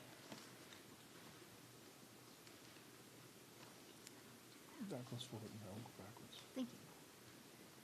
All right, everyone's exhausted. This is going to take less than 5 minutes, and I'm not going to ask you for any money. So my name is Ruth Trimarchi. I'm chair of the Climate Action Advisory Committee. How many people have heard of Climate Action Advisory Committee? Oh, good, excellent, okay. If, for those who haven't, our mission is on a piece of paper outside you'll find in the hallway there. Climate Action was formed as a task force in 2010 in the wake of the 2008 Global Warming Solution Act. That was it does require 80% reduction over 1990 levels of greenhouse gas emissions statewide, sometimes called the 80 by 50 Act. Simply put, Climate Action's mission is to reduce greenhouse gases locally, to identify ways to reduce local risks due to climate change, and to educate our community regarding climate-related issues, also to collaborate with other local groups. So how do we carry out our mission? We advise the Select Board on climate-related issues, including reduction of greenhouse gases and local vulnerability to climate change, consistent with the GWSA. We also work with town departments, boards, committees, and private groups to identify opportunities to reduce Winchester's contributions to climate change, to identify funds to implement these opportunities. Those ideally are from outside of Winchester. We're trying to bring in state monies into the town, and to raise awareness. I'm going to tell you one thing that we've done recently and then two things that are coming up. So a year and a half or so ago, town meeting, we all voted $10,000 to offset carbon emissions due to the Skilling's artificial turf fields. I'm sometimes asked whether the turf fields themselves emit toxic gases. They do not. What we're talking about here are simply the carbon's emissions that are due to the cradle-to-grave process of making that. So mining the raw materials, bringing them into a processing center, creating the turf, transporting it here, installing, and eventually disposing of that. In our capacity as an advisory committee, Climate Action was asked for and presented to the Select Board a menu of options. We gave them 5 options for how to offset those carbon emissions from the Skilling's fields. The Select Board voted for 3 of those: additional water bottle filling stations at $4,500, additional trees to be planted around town at $4,500, and RECs, or renewable energy credits, at $1,000.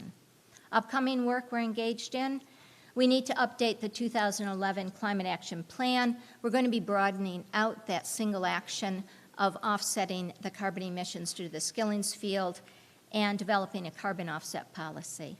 We're also going to be developing a long-term plan for climate change preparedness. A second thing we'll be working on, hopefully in 2019, we're going to be working with the town planner regarding a grant from the Massachusetts Municipal Vulnerability Preparedness Program, or MVP program. Lastly, I'd like to say that we do welcome input from residents at our monthly meetings. Those are the second Tuesday of the month. And we're looking for new members, which is one reason I'm up here today, to let you and folks know.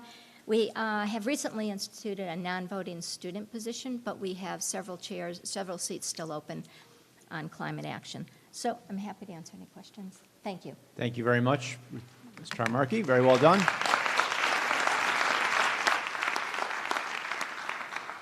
Moved and seconded that the report of the Climate Action Committee be accepted and placed on file. All those in favor, please say aye. Aye. Any opposed? Happy Thanksgiving, everybody. Thank you very much. The chair will entertain a motion to dissolve the fall town meeting. So moved. All in favor? Any opposed? Good night, everyone. Thank you. Good job.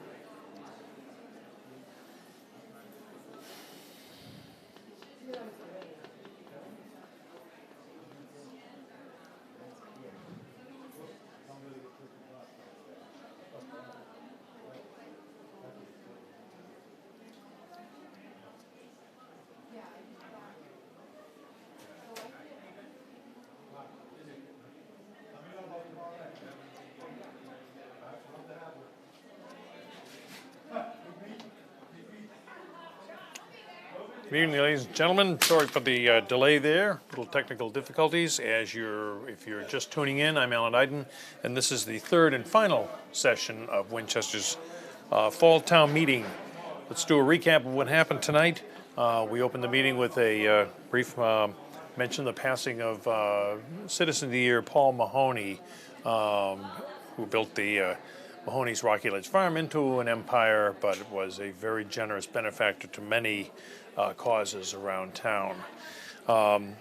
We opened with a motion to reconsider the extensive debate on Article 11. If you watch the first two meetings, they continued from the first meeting into the second meeting.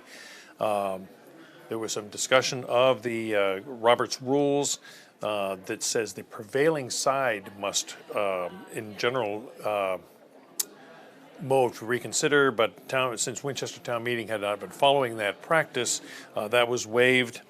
Anthony Conti, Town Meeting Member Conti, questioned about some of the votes being taken by people sitting in the back of the auditorium.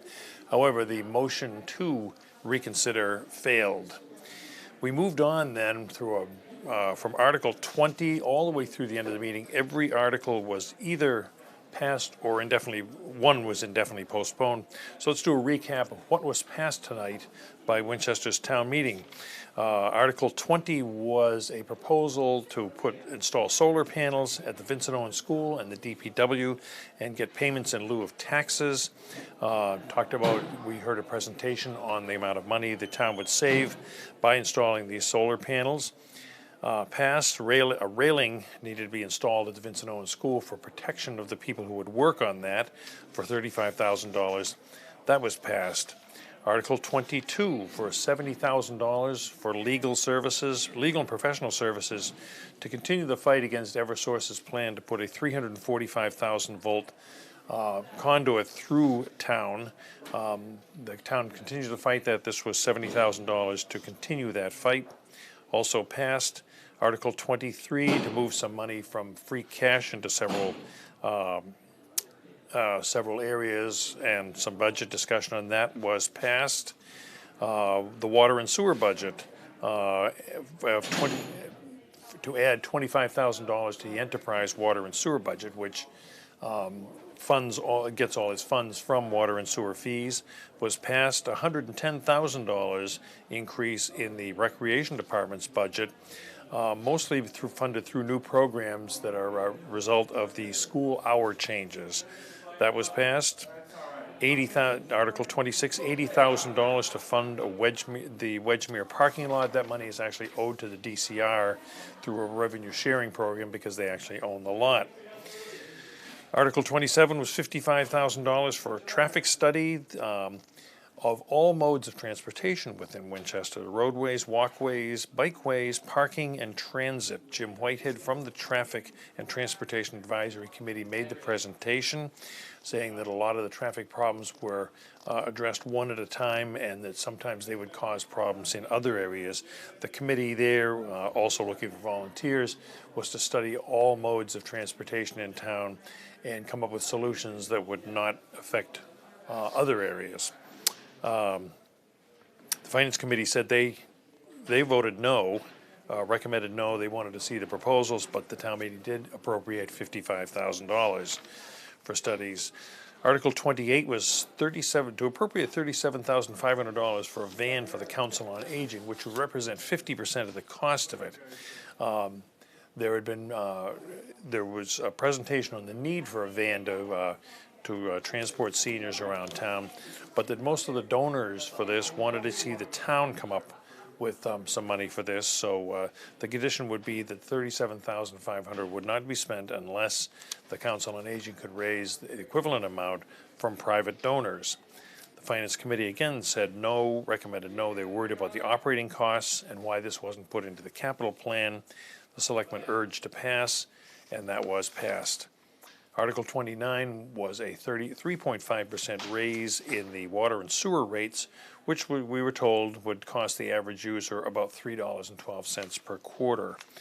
Also, capital plans for $23 million over the next 12 years for various projects, water and sewer projects around town. Article 30, additional funding for the McCall expansion was indefinitely postponed. Article 31, to receive the Capital Planning Commission report was passed. And then the next few articles were appropriations recommended by the Capital Planning Committee, all passed. $600,000 for the library HVAC system, $100,000 to repairs to the ceiling of the Lynch cafeteria, Lincoln School exterior repairs, $50,000, and two $60,000 dump trucks for the DPW. Also, the next item up was $2.8 million proposed for an additional culvert and flood mitigation of the Swanton Street Bridge. We heard that the resulting flood mitigation should save lower flood insurance fees for about 95 homes. That was passed. $500,000. Some of that money, incidentally, was not being appropriated by town meeting. It was decided to spend that, but it would also be funded through borrowing. $500,000 for the improvements to the North Reservoir Dam and the Sawmill Brook area. If you were watching earlier, talking about the Sawmill Brook that passes through 22 Highland Avenue that is slated for redevelopment, that was passed. Some of that was going to be reimbursed by the developer of that property.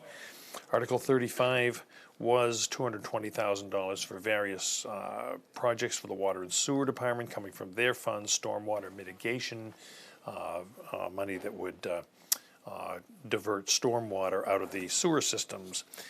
Passed $200,000 for a DPW roof, to finish a DPW roof. And then Article 38. Article 37 was given, or was the report of the Personnel Board that was given in one of the earlier sessions. So we moved then to the last article, which was to hear reports. We heard a brief report from the Climate Action Advisory Committee on their projects and their actions.